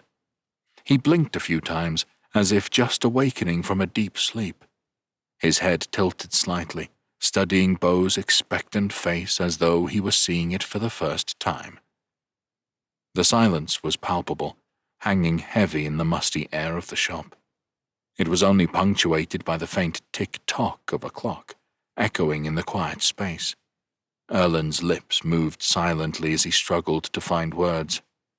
Finally, he managed to speak. Can I help you?" he asked, his voice puzzled. It was as if the lengthy explanation about the guitar, the precise detailing of the repair, and Bo's very presence had been erased from his memory in an instant. Bo's smile remained unwavering as he watched Erland grapple with his fleeting memories. This wasn't new to Bo. In fact, during his first few encounters with the old woodworker, Bo had found himself in this very situation several times. Erland's bouts of forgetfulness were as unpredictable as they were frequent. Yes?" Bo started gently, with a twinkle of humor in his eyes. "You were just telling me about the repairs you have made to my guitar, Erland." His voice was patient, bearing no trace of irritation or impatience. Instead, there was a soothing, calm quality to it, hoping to guide Erland back to the present. "Ah, yes, Bo, isn't it?" Erland said, shaking his head slightly as if this motion could dredge up the memory from the depths of his mind. "One moment while I fetch it," he added hastily before turning around and disappearing into the back room. The sound of loud clattering and banging followed his departure, the din interrupted occasionally by Erland's low, incoherent muttering that seeped through the closed door. Minutes later, the door creaked open again, and Erland returned, cradling Bo's guitar in his hands with a triumphant smile on his face. His fingers traced the curves of the instrument with a gentleness that contrasted starkly with his earlier clumsiness. It was as if the guitar was a cherished possession, and he was its dedicated custodian. "Here you go," he said, stretching out his arms to pass Bo his guitar. Bo reached out and carefully took the guitar from Erland's hands, his large green fingers tracing the same contours that the elderly woodworker's hands had moments before. He looked down at the instrument, his eyes wide with astonishment as he studied the repairs and modifications. Erland had seamlessly integrated the new wood into the old, the grain running smooth and consistent. the color just slightly richer where the fresh wood met the original. The new metal neck, dark and unyielding, contrasted beautifully with the warm wood tones, providing not just strength, but a unique aesthetic quality that was pleasing to Beau's eye. And the steel strings, gleaming under the soft lighting of the shop, promised resilience and crisp sounds. Yet, despite all these alterations, the guitar hadn't lost its original spirit. The essence of the instrument his father had gifted him all those years ago was preserved. His fingers curled around the newly reinforced neck, feeling the familiar weight in his hands. Yet there was a newfound sturdiness that gave him comfort. The guitar seemed to vibrate with a kind of potential, as if ready to pour forth music at his slightest touch. Beau's heart swelled with gratitude as he looked over the instrument. It was more than just a tool for music. It was a piece of his history, a symbol of his journey, and now, thanks to Erland, it was ready to accompany him on the next part of his path. While his eyes still admiring the handiwork on his cherished instrument, Beau managed to draw his gaze away and looked up at Erland, his expression brimming with sincerity. "Erland," he began, his deep voice vibrating with emotion. It's amazing. I can't thank you enough. How much do I owe you?" Erland's eyes flickered with a wily glint as he leaned back, stroking his chin thoughtfully. "Let me see now," he began, calculating the cost. "Given the work done, the new strings, the reinforcements, plus a little for my expertise," he added, a hint of a twinkle in his eyes. "How about 30 gold pieces?" The sum might have seemed hefty to some, but Beau knew the value of the work done on his beloved guitar. It was more than just an instrument. It was a part of him, carrying the melodies of his life and adventures. To have it restored and even improved was worth every gold piece. Beau retrieved a small, well-worn coin pouch from the depths of his pack. Its familiar heft provided some comfort, even as he knew he was about to part with its contents.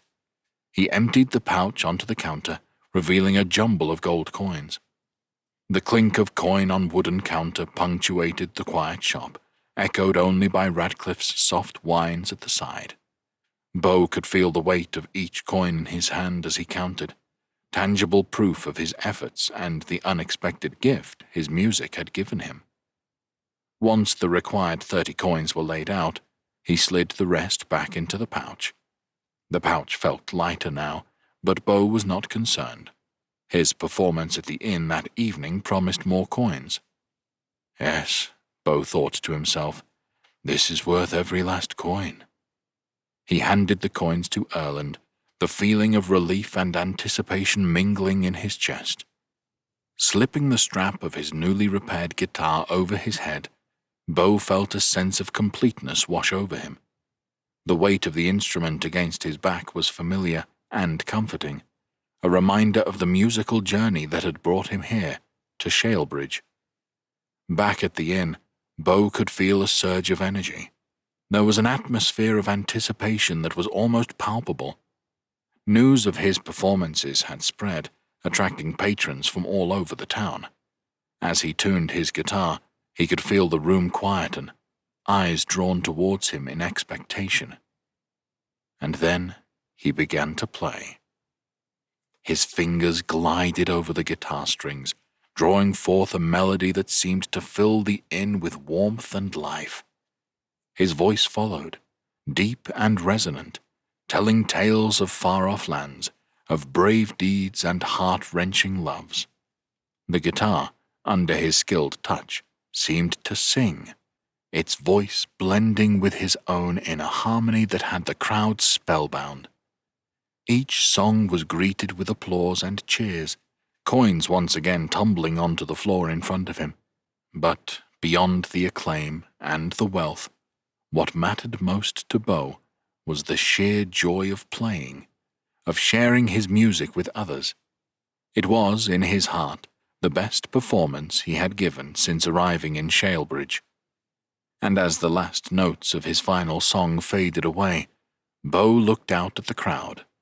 Their applause filled his ears, their smiles met his gaze, and he felt, more than ever before, that he had found his home.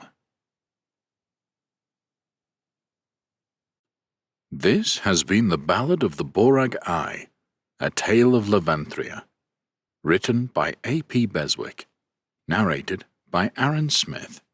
Copyright 2024 by A.P. Beswick. Production copyright by A.P. Beswick.